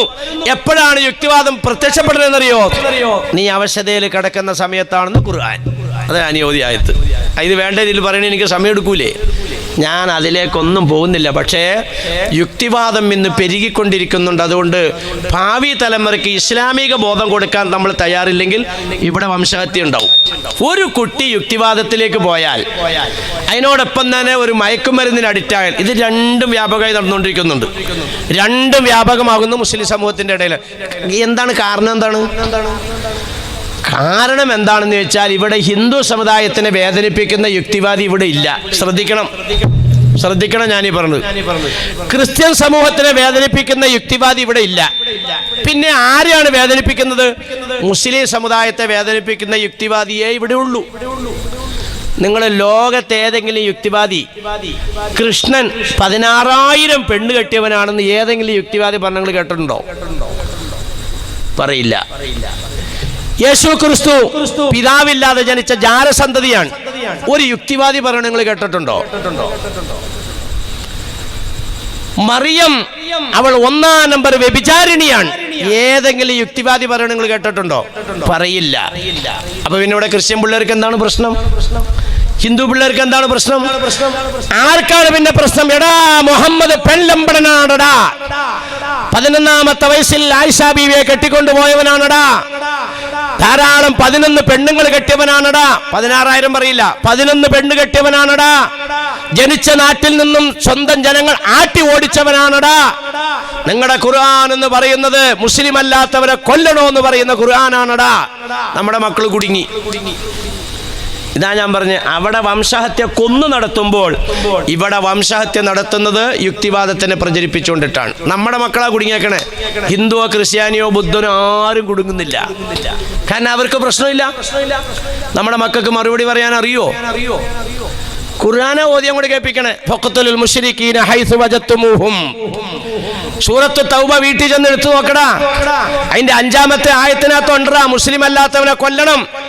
നമ്മുടെ മോൻ വീട്ടിൽ വരുന്നു, മോള് വീട്ടിൽ വരുന്നു, പരിശുദ്ധ ഖുർആന്റെ പരിഭാഷ എടുക്കുന്നു, തൗബ സൂറത്ത് എടുക്കുന്നു, 5-ാമത്തെ ആയത്ത് നോക്കുന്നു. ഓക്കെ, എനിക്ക് ഈ മുസ്ലിം വേണ്ട, ഖുർആൻ വേണ്ട. അതാ മക്കൾ പറയണത്, എന്റെ തന്ത എന്റെ തള്ളേ, ഇത് ചുമ്മാ ബോധമില്ലാത്തവന്മാർ എഴുതിയുണ്ടാക്കിയ കഥയാണ്. ഖുർആൻ പറഞ്ഞത് ഇത് ഞാൻ ഇപ്പൊ വീട്ടിൽ നിന്ന് എഴുതിക്കൊണ്ടുവന്ന ആയത്തല്ല, ഇവിടെ പണ്ഡിതന്മാരിപ്പില്ലേ. ഖുർആൻ പറഞ്ഞത് നിങ്ങളുടെ മക്കൾ നിങ്ങളുടെ മുഖത്ത് നോക്കി പറയും മഹാദാ ഇല്ലാ സാത്തുറുൽ അവ്വലീൻ, ഇത് വിഡ്ഢികൾ എഴുതിയുണ്ടാക്കിയ കഥയാണ് തന്തേ തള്ളേ. അതിന് മുമ്പുണ്ട്, ചരിത്രം മുമ്പുണ്ട്, വിശദമായിട്ട് പറയുന്നുണ്ട്. ഞാൻ ആ ഭാഗത്തേക്ക് തൊടുന്നില്ല. കാരണം നിങ്ങൾക്ക് പ്രതിസന്ധിക്കുള്ള പരിഹാരം ഇട്ട് തരണം, എന്നിട്ട് വേണം പരിപാടി നിർത്താൻ. അതുകൊണ്ട് ഞാൻ അത് വിഷയമായിട്ട് എടുത്തുകൊണ്ട് പോണില്ല. പക്ഷെ ഞങ്ങളും ചിന്തിച്ചു നോക്കി, ഖുർആൻ എടുത്തു നോക്കിയപ്പോൾ കണ്ടില്ലേ, ആ മോന് മറുപടി കൊടുക്കാൻ കഴിയണം. അതിന് നമ്മുടെ ദീനി കലാലയങ്ങൾ സജീവമാകണം. മദ്രസയിൽ നിന്ന് ഇറങ്ങിയ കുട്ടികളെ നമ്മൾ സമുദായത്തിന് ഉപകാരപ്പെടുന്ന നിലയിലേക്ക് ഇവിടെ ഒരു ഖുർആൻ ക്ലാസ് ഉണ്ട്, അതിന് വരണമെന്ന് പറഞ്ഞ് വിളിച്ചാലൊന്നും കിട്ടൂല. ഇപ്പൊ ഈ കുന്നത്തുനാട് താലൂക്കിലെ ജമാഅത്ത് ഭാരവാഹികളെല്ലാം കൂടി എനിക്ക് ഇഷ്ടപ്പെട്ട അവരുടെ അജണ്ട എന്താ അജണ്ട എന്നറിയോ? നമ്മുടെ മഹല്ലുകളിലുള്ള എല്ലാ 10ാം ക്ലാസ്സുകാരന്മാരെയും 10ാം ക്ലാസ്സുകാരികളെയും, ആണും പെണ്ണും 10ാം ക്ലാസ്സിൽ പഠിക്കുന്ന മുഴുവൻ ആൺകുട്ടികളെയും പെൺകുട്ടികളെയും ഒരു ദിവസത്തെ ക്യാമ്പ് പള്ളിക്കകത്ത്. പെൺകുട്ടികൾക്ക് അതിന് പറ്റിയ സൗകര്യം മദ്രസയിൽ എവിടെയും കൊടുക്കും. നൈറ്റ് ആൻഡ് ലൈറ്റ്, രാവും പകലും. എന്താ NSS ഇതൊക്കെ ഇല്ലേ നമ്മുടെ സ്കൂളുകളിലൊക്കെ ഇല്ലേ, മറ്റേ ഈ കുട്ടികളെ അവർക്കൊക്കെ ഇതുപോലെ പിന്നെ സ്കൂളിൻ്റെ ജില്ലാ അടിസ്ഥാനത്തിലൊക്കെ പിന്നെ ക്യാമ്പുകളുണ്ട്. ആ യൂണിഫോം ഇട്ട് പിന്നെ പഠിക്കുന്ന കുട്ടികളെ എല്ലാം കൊണ്ടുവന്ന് രാവും പകലും ഒരു 4-5 ദിവസമൊക്കെ ക്യാമ്പ് കൊടുക്കും. ഇങ്ങനെ ഒരു ക്യാമ്പിന് വേണ്ടി നമ്മൾ വിളിക്കുമ്പോൾ അവർ നമ്മുടെ അടുത്തേക്ക് എത്തി. രാവും പകലും അവർക്ക് ഒരു പാർട്ടി അവിടെ ഭക്ഷണം ഉണ്ടാക്കണു, ഒരു പാർട്ടി അവിടെ ബെറ്റടിക്കുന്നു, ഒരു പാർട്ടിയൊക്കെ ഇങ്ങനെ പണിയെടുക്കണു. എല്ലാവരും ഇങ്ങനെ കാര്യങ്ങൾ ചെയ്തുകൊണ്ടിരിക്കുമ്പോൾ അതിൻ്റെ ഇടയിൽ ഒരു 35 മിനിറ്റ്, ഒരു 45 മിനിറ്റ് എല്ലാവരും കൂടിയിരുന്നേ. യുക്തിവാദത്തിന്റെ കെണികൾ ഇന്ന വിധത്തിലാണ്, അതിനുള്ള പരിഹാരം ഇന്നതാണ്. ഒരു 3/4 മണിക്കൂർ. ഓരോ താലൂക്കുകളിലും കമ്മിറ്റിക്കാരൊക്കെ സജീവമായില്ലെങ്കിൽ അള്ള വിടില്ല കേട്ടോ, ഞാൻ പറഞ്ഞേക്കാം. മാമിം വാലി അഷറ പൊന്നാരനബി തങ്ങളുടെ ഈ താക്കീതൊക്കെ ഗൗരവത്തോടെ ശ്രദ്ധിച്ചോളൂ. ഇവിടെ ഉണ്ട് പാവപ്പെട്ട കമ്മിറ്റിക്കാർ. ഞാൻ നിങ്ങളൊന്നും ആക്ഷേപിച്ചോ അല്ലെങ്കിൽ കുറ്റപ്പെടുത്തുമെന്നും പറയുന്നതല്ല, എനിക്കിവിടെ ആയിട്ട് വലിയ പരിചയവും ഇല്ല. പക്ഷേ കമ്മിറ്റി ഭാരവാഹികളും ഒലമാക്കളും 2 പാർട്ടി ഉണ്ട് ഇതിനകത്ത്. 2 പാർട്ടി അതിനകത്ത് തുല്യരാ. തങ്ങളുടെ വാക്കുകളൊന്ന് ശ്രദ്ധിച്ച്. ഒരു 10 ആളുകളുടെ ഉത്തരവാദിത്വം നിങ്ങളിൽ ഒരാളേറ്റു. ഒരു മഹലിൻ്റെ മൊത്തമല്ല, ഒരു 10 ആളുകളുടെ ദീനി ഉത്തരവാദിത്വം ഒരാളേറ്റു. ഇല്ലാ ജാഅ യൗമൽ ഖിയാമത്തി മഗ്ലൂലത യദഹു ഇലാ ഉൻഖിഹി ഔ കമാ ഖാല റസൂലുള്ളാഹി. വേറെ ഒരു കാരണവും ഇല്ല അയാൾ മഹ്ശറയിൽ വരുന്നത് 2 കൈകളും പിരടിയിലേക്ക് ബന്ധിച്ച നിലയ്ക്കായിരിക്കുമെന്ന് നബിയുനാ റസൂലുള്ളാഹി. യഹൂദൻ ഫലസ്തീനെ കൊല്ലാൻ കൊണ്ടുവന്നവരെ, ഫലസ്തീനികളെ ചുറ്റും ടാങ്ക് കൊണ്ടുവന്നിട്ടിട്ട് പ്രതിരോധിച്ചിട്ട് വീടുകൾ കയറി റെയ്ഡ് ചെയ്ത് മുസ്ലിങ്ങളെ പിടിച്ചോണ്ട് പോകണില്ലേ, അത് ചുമ്മാ പിടിച്ചോണ്ട് പോവല്ല, അവരുടെ കൈ പെരടിയിലേക്ക് ബന്ധിച്ച കൊണ്ടുപോണേ. ഒരു പ്രത്യേക ശൈലിയിലാണ് ആ ബന്ധനം. മാവി മൂക്കും കണ്ണും ഒക്കെ മൂടിയും കിട്ടും. മഹ്ശറയിൽ വരികയാണ് ഒരു 10 ആളുകളുടെ ചുമതലയേറ്റതായ ഒരു ഭരണാധികാരി. എല്ലാവരും, അത് ഞാൻ എൻ്റെ കൂടെ പറയാണ്, കുല്ലുക്കും റാഇൻ വ കുല്ലുക്കും മസ്ഊലുൻ അൻ റഇയതിഹി. നിങ്ങളെല്ലാവരും ഭരണാധികാരികളാണ്, നിങ്ങൾക്കൊക്കെ പ്രജകളുണ്ട്. നരേന്ദ്രമോദിക്ക് മാത്രമല്ല പ്രജകളുള്ളത്, സൽമാൻ രാജാവിന് മാത്രമല്ല പ്രജകളുള്ളത്. നിങ്ങളെല്ലാവർക്കും പ്രജകളുണ്ടെന്ന് നബീന റസൂലുള്ളാഹി. ഉമ്മ മക്കളുടെ രാജാവാണ്, ഭരണാധികാരിയാണ്. വാപ്പ കുടുംബത്തിലെ ഭരണാധികാരിയാണ്. മഗ്ലൂലത യദഹു ഇലാ ഉനുഖിഹി, കൈ പെരടിയിലേക്ക് ബന്ധിച്ചാണ് നാളെ മഹ്ശറിൽ കൊണ്ടുവരിക. പൊന്നാ നബി തങ്ങൾ പറയുന്നത് അത്ലുഖുഹു ബിഅദ്ലിഹി. ആ മനുഷ്യന്റെ കൈ അല്ലാഹു തആല സ്വതന്ത്രമാക്കുന്നത് ഈ 10 ആളുകളോടുള്ള ദീനീ ബാധ്യത വീട്ടിയിട്ടുണ്ടെങ്കിലാണ്. ഉത്തരവാദിത്വം വീട്ടിയിട്ടുണ്ടോ, അത് തെളിഞ്ഞോ, കൈ മോചിപ്പിക്കും. അത് വീട്ടാത്തതിന്റെ പേരിൽ നിസ്കാരം ഉണ്ടായി, നോമ്പുണ്ടായി, ഹാജിയാരാണ്, സക്കാത്ത് കൊടുത്ത ആളാണ്, എല്ലാം ചെയ്ത ആളാണ്, ആലിമാണ്, എല്ലാം ഉണ്ടെങ്കിലും 10 ആളുകളുടെ ദീനീ ഉത്തരവാദിത്വത്തിൽ വീഴ്ച വരുത്തതിന്റെ പേരിൽ അക്കാരണത്താൽ അയാൾ നരകത്തിലേക്ക് മുഖം കുത്തി വലിച്ചെറിയപ്പെടുമെന്ന് നബിയുനാ റസൂലുള്ളാഹി. 10ാം ക്ലാസ്സിൽ പഠിക്കുന്ന എല്ലാ ആൺകുട്ടികളും പെൺകുട്ടികളും ഒരു ദിവസം പള്ളിയിൽ ക്യാമ്പ്. അവരപ്പോൾ വിളിച്ചാൽ കിട്ടും. ഖുർആൻ ക്ലാസ് ഉണ്ട് വാന്ന് പറഞ്ഞാൽ വിളിച്ചാൽ കിട്ടൂല. ഒരു ക്യാമ്പ് നിങ്ങൾക്ക് എല്ലാവർക്കും. എന്നിട്ട് എന്താ ഇപ്പം അവർ തീരുമാനിച്ചേക്കണമെന്നറിയോ? നല്ല പദ്ധതിയാണ്. ഒരു ടൂറ് ഇവരെ എല്ലാവരെയും കൂട്ടിക്കൊണ്ട് ഏതെങ്കിലും ഒരു വിനോദയാത്ര. ആ യാത്രയിൽ എന്താണ്? പടക്കം പൊട്ടിക്കലല്ല, വണ്ടി ഇടിച്ചു പൊളിക്കലല്ല, പരസ്പരം അങ്ങോട്ടും ഇങ്ങോട്ടും ആൺകുട്ടികളും പെൺകുട്ടികളും കെട്ടിപ്പിണരലല്ല. പിന്നെ ആ യാത്രയിൽ അവർക്ക് ആവശ്യമായ വിശ്രമ ടൈമുകളിലെല്ലാം ഇതങ്ങോട്ട് കുത്തിവെച്ചു കൊടുക്കും. ഒരു കാലത്തും ആ കുട്ടി പിന്നെ ഇസ്ലാമിന് നഷ്ടപ്പെടൂല. സമുദായത്തിന് നഷ്ടപ്പെട്ടു. ഇതുപോലെ കാലികമാകുന്ന ഇടപാടുകൾ നടത്തി, കാലികമാകുന്ന ക്ലാസുകൾ നടത്തി വരും തലമുറയെ നമ്മൾ പിടിച്ചെടുക്കാൻ തയ്യാറില്ലെങ്കിൽ വംശഹത്യ നമ്മുടെ നാട്ടിലും വ്യാപകമായി നടക്കും.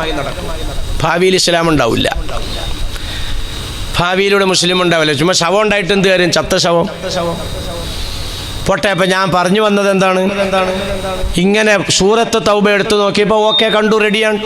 മറുപടി പറയാനുള്ള കരുത്ത് നമ്മുടെ മക്കൾക്ക് ഉണ്ടാക്കി കൊടുക്കണം. മോനെ, ചേട്ടാ, ചേച്ചി, എടേ കാക്ക, നീ ഈ പറഞ്ഞതുപോലെ തൗബയുടെ 5-ാമത്തെ ആയത്ത് അങ്ങനെയാണെങ്കിൽ പേജ് മറിക്കണ്ടടാവേ, വേറെ സൂറത്ത് എടുക്കണ്ടടാവേ. തൊട്ടടുത്ത വരി ഇന്നഹദും മിനൽ മുശ്രിക്കീന ഇസ്തജാറക ഫഅജ്റുഹു ഹത്താ യസ്മഅ കലാമല്ലാഹ് സുമ്മ അബ്ലഹു മഅമൻഹു ദാലിക ബിഅന്നഹും ഖൗമുൻ ലാ യഅഖിലൂൻ. ഞാൻ യുക്തിവാദികളുടെ ആ വിഷയം എടുത്ത് പറയല്ല കുട്ടികളെ മതിച്ചിട്ടോ, നമ്മുടെ പ്രതിസന്ധി പറയാണ്. ഈ പ്രതിസന്ധിയിൽ ഒന്നും നമ്മൾ ഉറങ്ങിയേക്കരുത്. നിങ്ങളൊന്ന് ഉറങ്ങണവർ ഉറങ്ങിക്കോ. വലിയ അപകടത്തിലേക്കാണ് കാര്യങ്ങൾ പോണത്. നമ്മ മര്യാദയ്ക്കല്ലെങ്കിൽ നമ്മ കൈകാര്യം ചെയ്യും. എടേ, അവിടെ കിടക്കാൻ ഇടമില്ല, കുടിക്കാൻ വെള്ളം കിട്ടണില്ല, ആശുപത്രിയിൽ വെട്ടി മുറിച്ചു കൊണ്ടുവന്നിട്ടിരിക്കുന്നത്, തകർത്തു കൊണ്ടുവന്നിട്ടിരിക്കുന്നതിന് മരുന്നല്ല ചോദിക്കുന്നത്, എനിക്കൊരു വെള്ളം താട്ടെ, ഇല്ല, കൊടുക്കാനില്ല, ജനാശകൾ അടക്കാനില്ല. ഈ നിലയ്ക്ക് അവരെ തകർത്ത് തരിപ്പണമാക്കി കൊണ്ടിരിക്കുമ്പോൾ നീ നിന്റെ കുടുംബത്തിൽ സുരക്ഷിതമായി കിടക്കുകയാണ്, നീ ഇഷ്ടാനുസരണം തിന്നുകയാണ്, നീ ഇഷ്ടാനുസരണം കുടിക്കുകയാണ്. നീയും അവനും ഒരേ അഡ്രസ്സിലുള്ളവരാ, നിങ്ങളുടെ രണ്ടുപേരുടെയും ഐഡന്റിറ്റി ഒന്നാ. അവര് വിശ്വസിച്ചു, നിങ്ങളും വിശ്വസിച്ചിരിക്കുന്നു, നിങ്ങൾക്ക് രണ്ടു പാർട്ടിക്കും വ്യത്യാസമൊന്നുമില്ല. അവരെ അല്ലാഹു തആല ആ നിലയ്ക്ക് കൈകാര്യം ചെയ്യുമ്പോൾ നിനക്ക് അല്ലാഹു തആല വലിയ അനുഗ്രഹം പൊതിഞ്ഞിരിക്കുക. ലൈൻ ശക്കറത്തും ലാസീദന്നക്കും. ഈ അനുഗ്രഹം മനസ്സിലാക്കിക്കൊണ്ട് നീ മര്യാദയ്ക്ക് വന്നില്ലെങ്കിൽ വലൈൻ കഫറത്തും മിൻ അദാബി ലശദീദ്. മര്യാദകേട കാണിക്കണമെങ്കിൽ എൻ്റെ ശിക്ഷ കടുകടുപ്പമായിരിക്കും. അത്രയേ ഉള്ളൂ ഇതിനകത്ത്. ഇനി മര്യാദകേടിലേക്കാ പോണെങ്കിൽ കടുപ്പമായിരിക്കും. അതുകൊണ്ട് പൊന്നു മക്കളെ നമ്മൾ മറുപടി കൊടുക്കാൻ പ്രാപ്തരാക്കണം. എന്താ തൊട്ടടുത്ത ആയത്ത്? ഈ യുക്തിവാദി പറയുന്നവനക്ക് മറുപടി കൊടുക്കണം. തൊട്ടടുത്ത വരിയിൽ എന്താ പറഞ്ഞെന്നറിയോ? ഒരു അമുസ്ലിം നിന്റെ അടുക്കൽ അഭയം തേടി വന്നാൽ. മറ്റേ ആയത്ത് മദീനയിൽ പുറത്തേക്ക് ഇറങ്ങുമ്പോൾ മുസ്ലിമാണോ തട്ടിക്കളയാൻ. എവിടെ? ഫലസ്തീനിനെ കൊല്ലുന്ന പോലെ. ഫലസ്തീനിയെ ഇങ്ങനെ കൊന്ന് എത്രയോ കൊല്ലങ്ങൾ അതുങ്ങൾ അനുഭവിച്ചു. ഇപ്പൊ അതുങ്ങളിതാ തിരിച്ചു പ്രതികരിക്കാൻ തുടങ്ങിയപ്പോഴാണ് വലിയ അക്രമം വന്നുകൊണ്ടിരിക്കുന്നത്. അല്ലാഹു സുബ്ഹാനഹു വ തആല ഗസയിലെ പോരാളികളെ അല്ലാഹുവേ നിന്റെ മാലാഖമാരാകുന്ന സൈന്യത്തിനെ കൊണ്ട് സഹായിച്ച് വിജയിപ്പിക്കണേ അല്ലാ. ഇങ്ങനെ ഒരു ദുആ നിങ്ങളുടെ ഭാഗത്തുണ്ടായില്ലെങ്കിൽ നിങ്ങൾ ഇന്ന് മെമ്പർഷിപ്പ് പോയിന്ന്. അതാ ഞാൻ ഓതിയ ഹദീസ്. ഞാൻ അതിലേക്കും വരും ഇൻഷാ അല്ലാ. ഇങ്ങനെ ദുആ അരക്കാൻ നിങ്ങൾ തയ്യാറില്ലെങ്കിൽ നിങ്ങളുടെ മെമ്പർഷിപ്പ് പോയി. ദുആ ധാരാളം നടക്കുന്നുണ്ട്. കഴിഞ്ഞ 2-4 ദിവസം മുമ്പ് പത്രത്തിൽ കണ്ടായിരുന്നോ? സൗഹൃദ വെടിയേറ്റ് 10 ഇസ്രായേലി പണി തീർന്നു. പത്രത്തിൽ അങ്ങനെ നമ്മൾ വായിച്ചു. സൗഹൃദ വെടി. എന്താ നിന്റെ ദുആയ അത് എന്ന് പറഞ്ഞാൽ തോക്ക് ചൂണ്ടിയത് ഫലസ്തീനിയാണെന്ന് ധരിച്ചു, സംഗതി തട്ടിക്കൊടുത്തു. പക്ഷേ തട്ടുകൊണ്ടത് ഇസ്രായേലിന് തന്നെയാണ്. ഇസ്രായേലി പട്ടാളക്കാരനൊക്കെ തന്നെ വെടിയേറ്റു. അപ്പൊ ആ വെടിയുടെ പേരെന്താ? സൗഹൃദ വെടി. 10 ആളി എത്തുപോയി. ഇതാണ് നിന്റെ ദുആന്റെ പവർ. ദുആ ചെയ്യാ. മലക്കുകൾ ഇറങ്ങും. ബദറിൽ ഇറങ്ങിയില്ലേ, ഖന്തക്കിൽ ഇറങ്ങിയില്ലേ, വെറും 313 അങ്ങോട്ട് ചെന്നപ്പോൾ കൂട്ടത്തിൽ 1000 എണ്ണം അങ്ങോട്ട് ഇറങ്ങിയത്. സഹീഹ് ബുഖാരി എടുത്തു നോക്കി, എത്ര പേജാ പറഞ്ഞത്. എല്ലാവരും കണ്ടില്ലേ ഇറങ്ങിയ പട്ടാളത്തിന്? ജിബ്രീലിന്റെ വേഷം, ഇസ്രാഫീലിന്റെ വേഷം, അസ്രായിലിന്റെ വാള് എല്ലാം പറയുന്നു. അതുപോലെ തന്നെ ഖന്തക്കിൽ ഇറങ്ങി. അർസലലൈഹിം റീഹം വജുനൂദൻ ലം തറൗഹാ. ബദറിൽ ഇറങ്ങിയ പട്ടാളത്തിനെ എല്ലാ സഹാബാക്കളും കണ്ടു, പക്ഷേ ഖന്തക്കിൽ ഇറങ്ങിയ പട്ടാളത്തിനെ അവർ കണ്ടില്ല. യുദ്ധം വിജയിച്ചു. ആ പട്ടാളം ഇപ്പോഴും അള്ളാന്റെ അടുക്കലുണ്ട്. ആ പട്ടാളത്തിന് അല്ലാഹു തആല ഇറക്കാൻ നമ്മൾ നമ്മുടെ ആയുധം എടുത്തോളണം. ഞാൻ ആ ആയുധത്തിലേക്ക് വരാം. നമ്മുടെ പ്രതിസന്ധിക്കുള്ള പരിഹാരത്തിൻ്റെ മാർഗത്തിലേക്ക് നമ്മൾ തിരിഞ്ഞോളണം. പോട്ടെ, ഞാൻ ഈ പറഞ്ഞതൊന്നും എത്തിച്ചോട്ടെ. എന്താ പറഞ്ഞത്? മദീനയിൽ അങ്ങനെ ചെയ്തപ്പോൾ നിങ്ങൾ അങ്ങനെ കൊലയ്ക്ക് വേണ്ടിയിട്ട് തല വെച്ചു കൊടുക്കണ്ട, നിങ്ങൾ പ്രതിരോധിച്ചോ. അതാണ് ഫഖ്തുൽ മുശ്രിക്കീന ഹൈസു വജത്തുമൂഹും. അവരെയും കൊന്നോ. പക്ഷേ ആ നിയമം ദുർബലപ്പെട്ടു. തൊട്ടടുത്ത ആയത്ത്, ഒരു അമുസ്ലിം നിന്റെ അടുക്കൽ അഭയം തേടി വന്നാൽ നീ അവൻ അഭയം കൊടുക്കണം.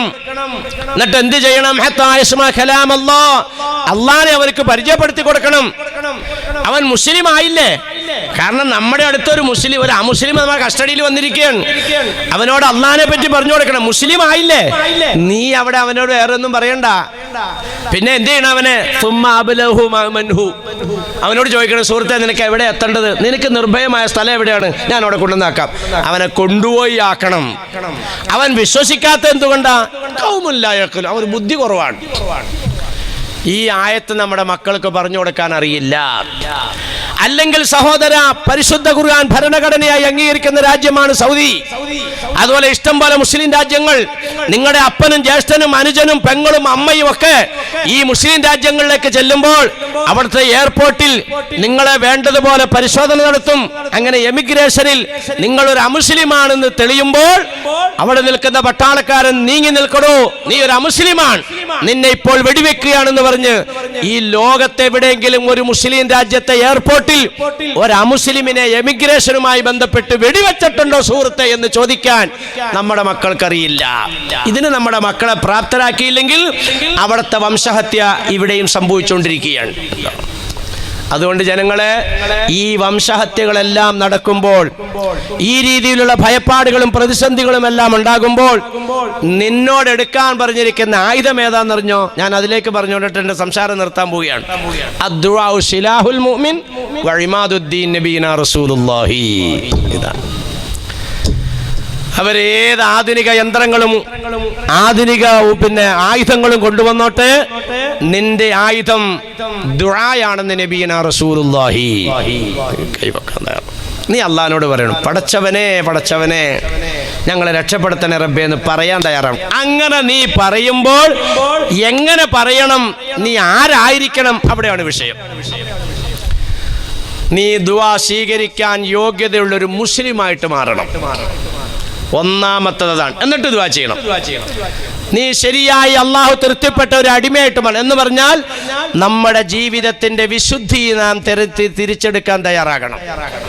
അള്ളാഹുവിലേക്ക് കൈയുയർത്തിയാൽ ദുആ സ്വീകരിക്കുന്ന ഒരു അവസ്ഥയിലേക്ക് നമ്മൾ എത്തണമെങ്കിൽ നമ്മുടെ ജീവിത വിശുദ്ധി. നബി സല്ലല്ലാഹു അലൈഹി വസല്ലം തങ്ങൾ പറയാണ്, ഒരാൾ ഇങ്ങനെ മുടിയെല്ലാം പൊടി പുരണ്ട് ശരീരമെല്ലാം മുഷിഞ്ഞ് അയാൾ ഇങ്ങനെ കൈപൊക്കിക്കൊണ്ട് അള്ളാഹിനോട് ദുആർക്കാണ്, യാ അല്ലാഹ് യാ അല്ലാഹ് യാ അല്ലാഹ്, മത്അമഹു ഹറാമുൻ വ മൽബസുഹു ഹറാമുൻ. അയാൾ തിന്നുന്നത് മൊത്തം ഹറാമാണ്, അയാൾ കഴിക്കുന്നത് ഹറാമാണ്, അയാൾ ധരിച്ചിരിക്കുന്നത് ഹറാമാണ്. അന്നാ ഇസ്തജാബ ലിദാലിക ഔ കമാ ഖാല റസൂലുള്ളാഹി. അയാൾക്ക് അല്ലാഹ് എങ്ങനെ ദുആക്ക് ഉത്തരം ചെയ്യാം? ജീവിതത്തിന്റെ വിശുദ്ധി. തങ്ങൾ പറയാൻ ആഖിർ ഈ സമുദായത്തിന്റെ ചില ആളുകളിൽ വരുന്നൊരു ദുസ്വഭാവം, യുസല്ലൂന കമാ തുസല്ലൂൻ. സഹാബാക്കളെ, നിങ്ങൾ നിൽക്കിരിക്കണ പോലെ അവർ ഭയങ്കര നിക്കാരക്കാരായിരിക്കും. യസൂമൂന കമാ തസൂമൂൻ, നിങ്ങൾ നോമ്പെടുക്കുന്നത് പോലെ അവർ വലിയ നോമ്പുകാരായിരിക്കും. ഓ, തിങ്കളും വ്യാഴവും ഒക്കെ നോമ്പാണ്. വയുസക്കൂന കമാ തുസക്കൂൻ, നിങ്ങൾ സക്കാത്ത് കൊടുക്കുന്ന പോലെ അവർ വാരിക്കോരിയൊക്കെ കൊടുക്കുന്നവരുമായിരിക്കും. പക്ഷേ ഇദാ റഅയ്തുമുഹു ദിർഹമുൻ ഹറാം, ഒരു ഹറാമായ ദിർഹം അങ്ങ് കണ്ടാൽ, എന്ന് പറഞ്ഞാൽ ഒരു ദിർഹം കണ്ടാൽ, വഹബ അലൈഹി കദ്ബി, ചെന്നായ എറിയ ചാടി പിടിക്കുന്നത് പോലെ ആ ദിർഹമിനെ ചാടി പിടിക്കും. അഹബത്തല്ലാഹു അഅമാലഹും, അമലുകൾ അതിന്റെ പേരിൽ മൊത്തം തകർന്നു പോകുമെന്ന് നബിയിനാ റസൂലുള്ളാഹി. 1 രൂപ എന്നൊക്കെ നമ്മുടെ അവസ്ഥ എന്താ? നമ്മൾ വലിയ മുസ്ലിങ്ങളാണെന്ന് പറഞ്ഞ് ഇവിടെ ജീവിക്കുന്നു. നമ്മുടെ അവസ്ഥ എന്താണ്?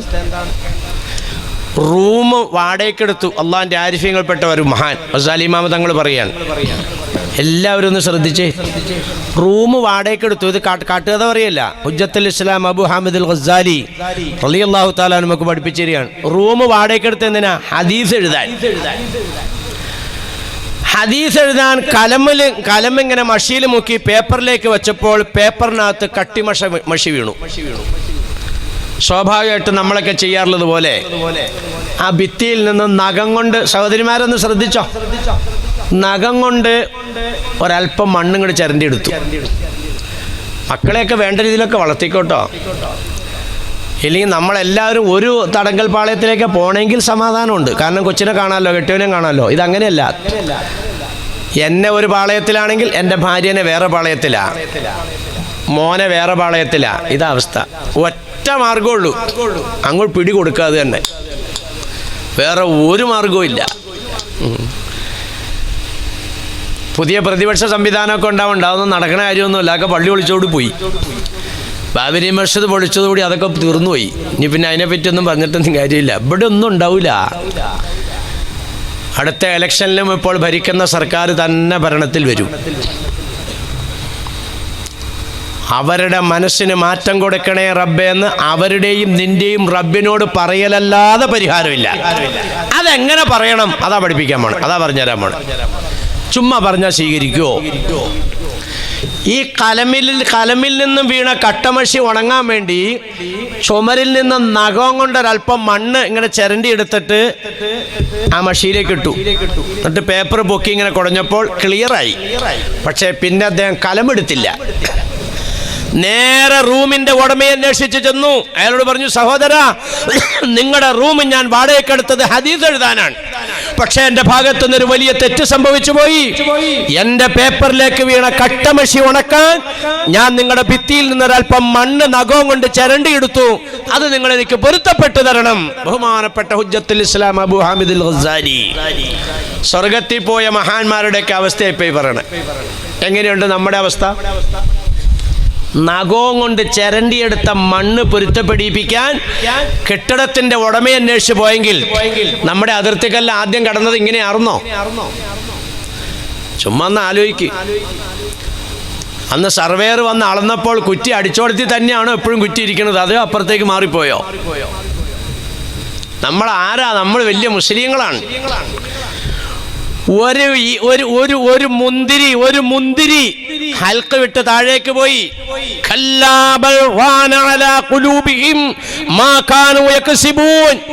നിന്റെ ഉള്ളിലേക്ക് എത്ര ഹറാമ് ചെല്ലുന്നുവോ അത്ര നിന്റെ ഹൃദയം കറുത്തുകൊണ്ടിരിക്കുകയാണ്. കറുത്ത ഹൃദയവുമായി അള്ളാഹുവിന് കണക്ഷൻ ഇല്ല. തിന്നണത് കിട്ടണതല്ല അങ്ങനെയാണല്ലോ, എവിടുന്ന് കിട്ടിയാലും വേണ്ടില്ല.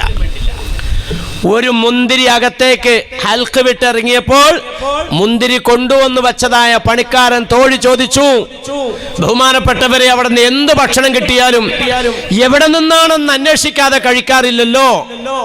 ഈ മുന്തിരി എന്തുകൊണ്ടാണ് അന്വേഷിക്കാതെ കഴിച്ചത്? ഇന്നാ ലില്ലാഹി വ ഇന്നാ ഇലൈഹി റാജിഊൻ. ഇവിടെ ആരും മരിച്ചൊന്നുമില്ല.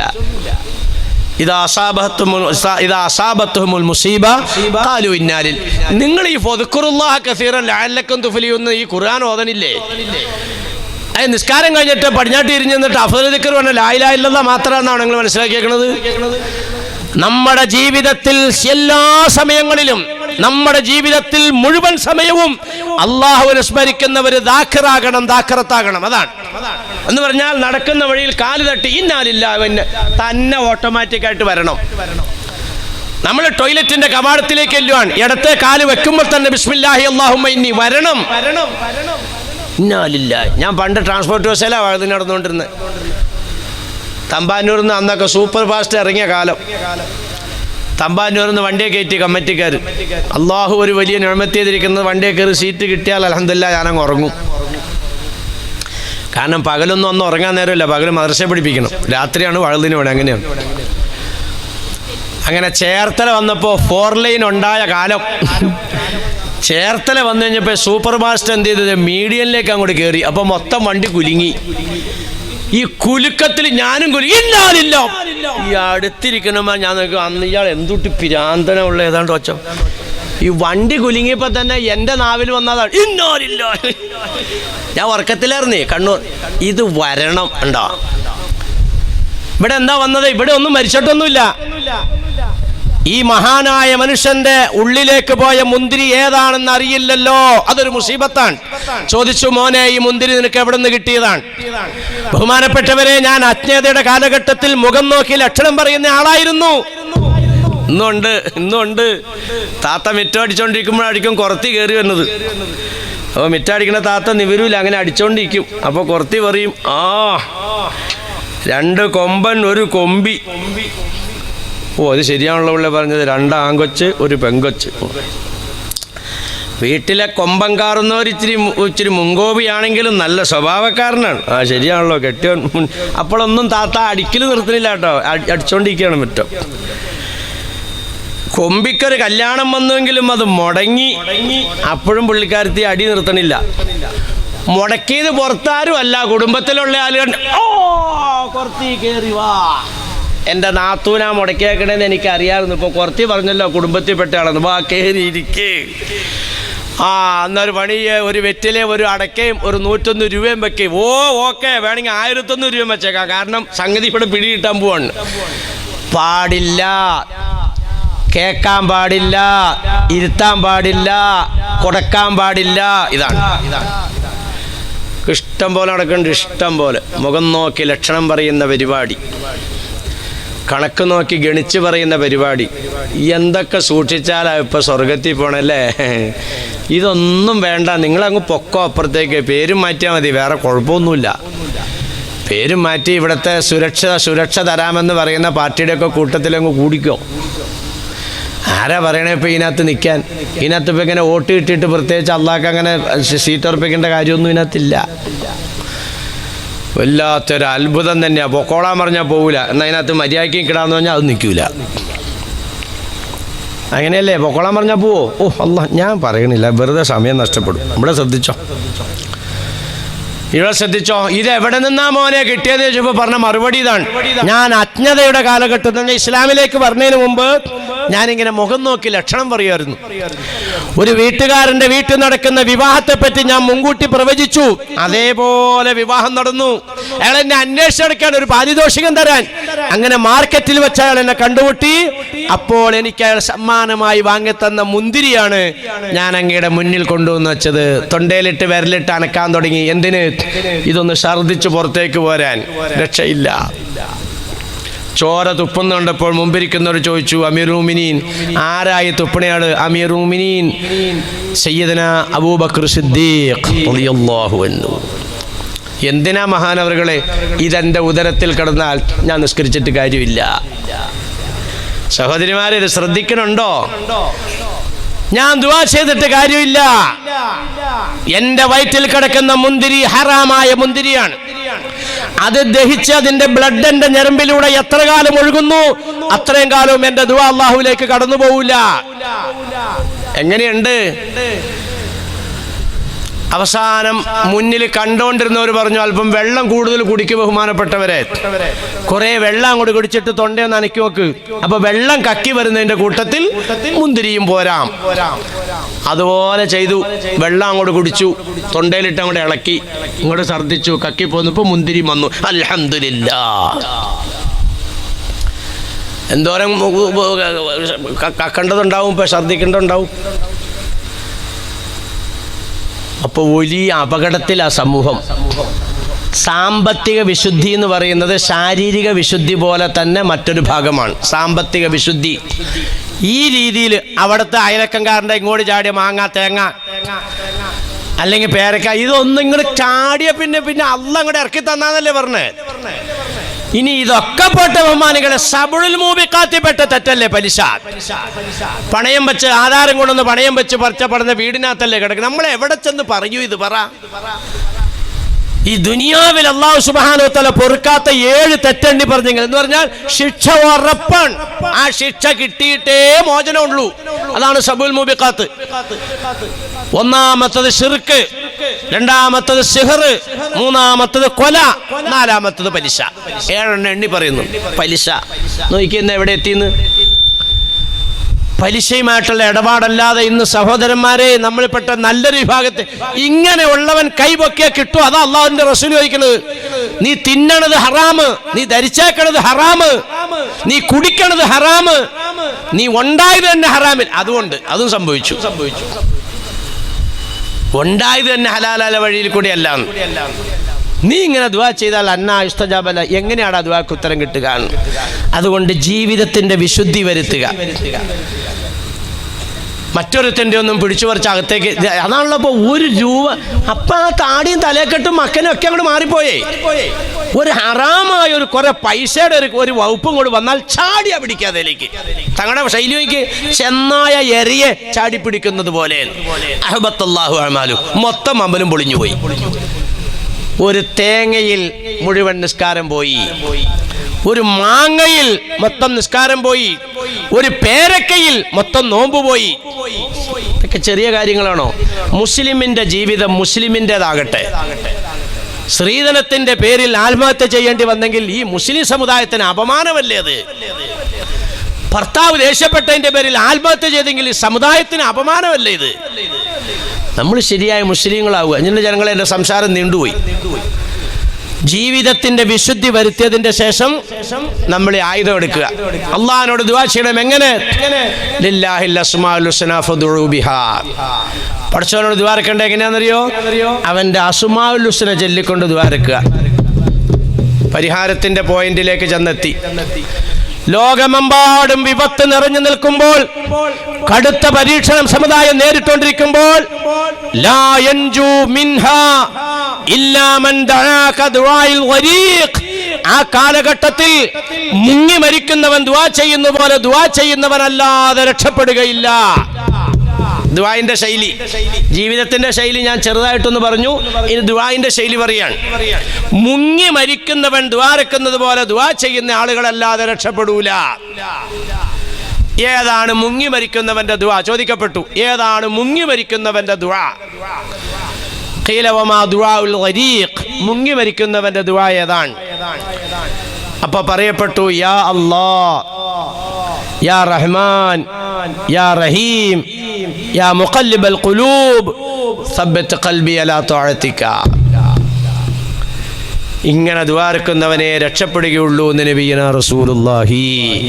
മുങ്ങി മരിക്കുന്നവന്റെ ദുആ എന്ന് പറഞ്ഞാൽ ഞാൻ നേരത്തെ പറഞ്ഞതുപോലെ സാക്കിര്യങ്ങൾ എന്ന് പറഞ്ഞാൽ ആരാ? അഫ്ദൽ ദിക്റിന്റെ സമയത്ത് ലാ ഇലാഹ ഇല്ലല്ലാഹ് 10 പ്രാവശ്യം പറയുന്നവരല്ല, ജീവിതത്തിൽ എപ്പോഴും ദിക്ർ. ഇതുപോലെ ജീവിതത്തിൽ എപ്പോഴും അല്ലാഹുവിനോട് ദുആ ചെയ്തുകൊണ്ടിരിക്കുന്നവരവസ്ഥ. ആ ദുആ എങ്ങനെയായിരിക്കണം? യാ അല്ലാഹ്, യാ റഹ്മാൻ, യാ റഹീം. ശ്രദ്ധിച്ചോ. മുങ്ങി മരിക്കുന്നവൻ ദുആ ചെയ്യുന്നത് പോലെ നിങ്ങൾ എന്നെ ഇപ്പോൾ ദുആയ്ക്ക് നിങ്ങൾ എന്നെ വീട്ടിലേക്ക് ഒന്ന് ക്ഷണിക്കുമെന്ന് സങ്കല്പിക്കും. ബാമുസ്ലിയാരെല്ലാം നരച്ച മനുഷ്യനാണ്, താടിയൊക്കെ ഉള്ള ആളാണ്, കുറേ വർഷങ്ങളായി വയലൊക്കെ പറഞ്ഞ ആൾ, എന്തായാലും ആൾ ദ്വാർന്ന ഉറപ്പാണ്. അപ്പോൾ അതുകൊണ്ട് അയാളെ കൊണ്ട് ദ്വാരിപ്പിക്കാം. നിങ്ങൾ എന്നെ വീട്ടിലേക്ക് വിളിക്കുകയാണ്. അങ്ങനെ ഞാൻ വീട്ടിലേക്ക് വരികയാണ്. വരുന്ന വഴിക്ക് എൻ്റെ മനസ്സിലെന്താണെന്നറിയോ?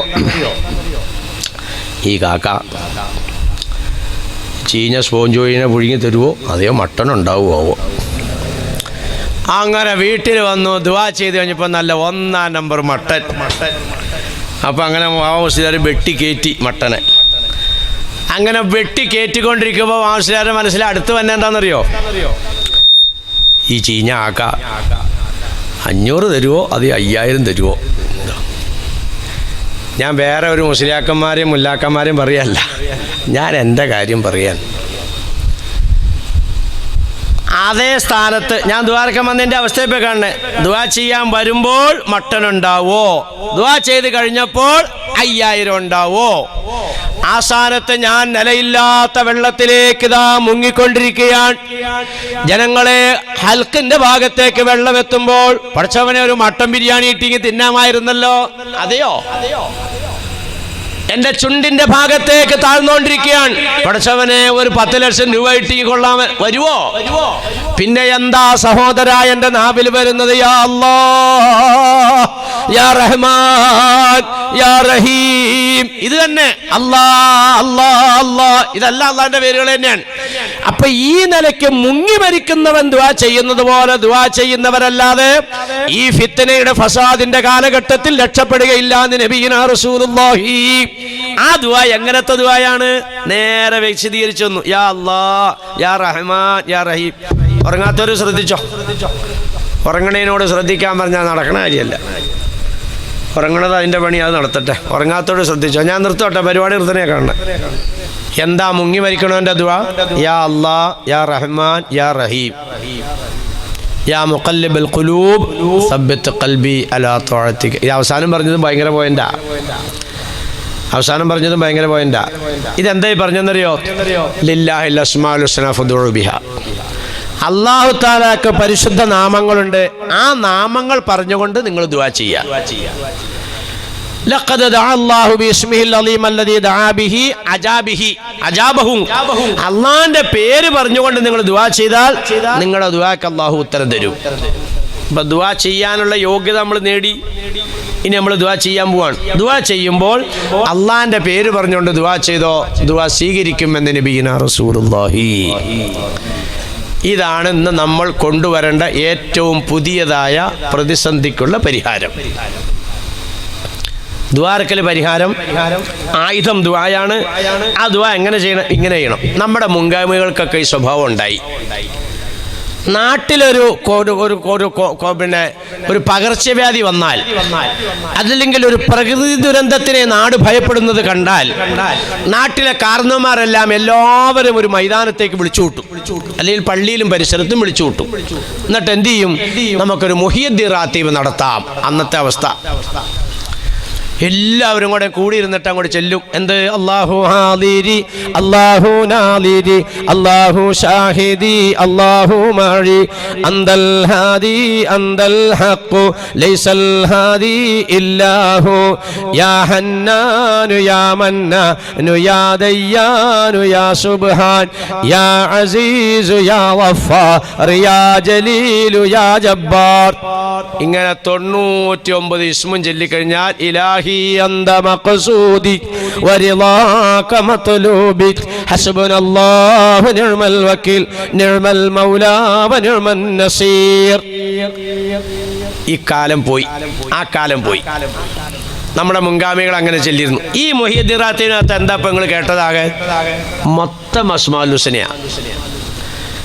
ഓശല്ലാദൻ ചെല്ലിയത് ആകെ അസ്മാഉൽ ഹുസ്നയാണ്. അത് ചെല്ലിയിട്ടാ കൈ പൊക്കണത്. നമ്മുടെ മുൻഗാമികൾ അങ്ങനെ തന്നെയാ ചെയ്തത്. പക്ഷേ ഇപ്പൊ ലോകം പരിഷ്കരിച്ചപ്പോൾ അതെല്ലാം ഷിർക്കായി, ബിദ്അത്തായി, ചെയ്യാൻ പാടില്ലാത്ത മാരകമായ ഭയാനകമായ തെറ്റായി. നബിദിനം ആഘോഷിക്കാൻ പാടില്ല, തെറ്റാണ്, ഹറാമാന്ന് പറയുന്നവർ ഇപ്പൊ ക്രിസ്മസ് ആഘോഷിച്ചതിൻ്റെ ഒക്കെ സോഷ്യൽ മീഡിയയിൽ വന്നുകൊണ്ടിരിക്കുന്നുണ്ട്. എന്ത് ഇതൊക്കെ അള്ളാഹിൻ്റെ ഭാഗത്തു നിന്നുള്ള നടപടി കൊണ്ടല്ലാതെ ആരെ കൊണ്ട് നേരെയാക്കാൻ പറ്റും നബി പറഞ്ഞേ? വ്യാപകമാവട്ടെ, വ്യാപകമാവും. ഞാൻ തൊടണില്ല, ആ ഹദീസും തൊടണില്ല, തൊടാനുള്ള സമയമില്ല, അതുകൊണ്ടാണ് നിർത്തുക. പറഞ്ഞ വാക്ക് പാലിക്കണമല്ലോ. അതന്നില്ലാതെയായെങ്കിൽ ഇന്നത് കടന്നു വരേണ്ട കാലഘട്ടമാണ്. മദ്രസയിലൊക്കെ കുഞ്ഞുങ്ങളെയൊക്കെ ഇപ്പോൾ അസ്മാഉൽ ഹുസ്ന മനപ്പാടാക്കുന്ന ധാരാളം മദ്രസകളുണ്ട്.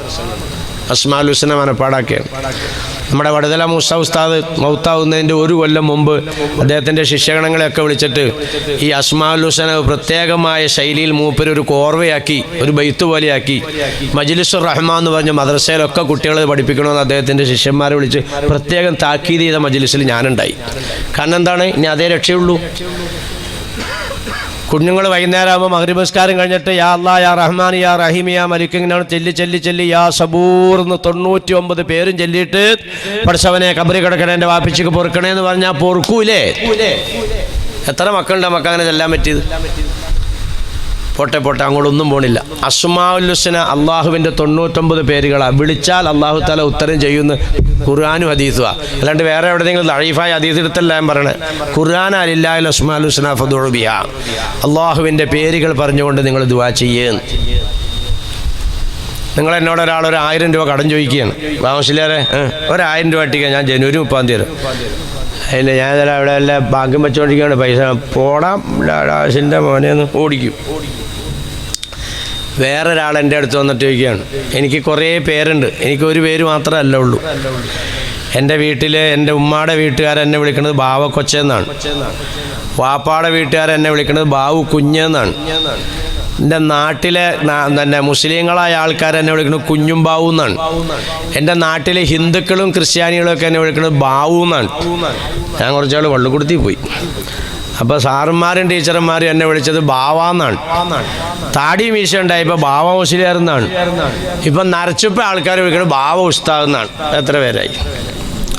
നിങ്ങളിൽ ഒരാൾ എൻ്റെ അടുത്തേക്ക് വന്നിട്ട് വരികയാണ്, ഉമ്മാടെ വീട്ടിലെ ബാവ കൊച്ചേ, വാപ്പാടെ വീട്ടിലെ ബാവു കുഞ്ഞേ, നാട്ടിലെ കുഞ്ഞും ബാവുവേ, സഹോദരന്മാരുടെ ബാവുവേ, പള്ളിക്കൂടത്തിലെ ബാവായേ, ഞങ്ങളുടെ ബാവ മുസ്ലിയാരേ, ഞങ്ങളുടെ ബാവ ഉസ്താദേ, 1000 രൂപ കടം താട്ടെ, ഞാൻ ജനുവരി 30 തരാം. എൻ്റെ കയ്യിലില്ലെങ്കിൽ ഞാൻ ഈ മുല്ലാക്കാട്ടെ കടം മേടിച്ചു തരില്ലേ? ഇല്ലേ? കടം മേടിച്ച് തരൂലേ? എന്താ ചോദ്യത്തിൻ്റെ ശൈലി? ആയതാ യാ അല്ലാ, യാ റഹ്മാൻ, യാ റഹീം, യാ മലിക്, യാ ഖുദ്ദൂസ്, യാ ഒക്കെ അല്ലാടെ വരാ. ഇതെല്ലാം അങ്ങോട്ട് വിളിച്ചിട്ട് പറയാൻ സബ്ബത്ത് ഖൽബി അലാ ത്വാഅതിക. അതാ മെയിൻ പോയിന്റ്. അല്ലാ, ഈമാൻ തെറ്റണ കാലാണ് റബ്ബേ, നിനക്ക് വഴിപ്പെടുന്നതിൽ എൻ്റെ ഹൃദയത്തിനെ നീ ഉറപ്പിച്ച് നിർത്തണേ അല്ലാ. അതാ മെയിൻ പോയിന്റ്.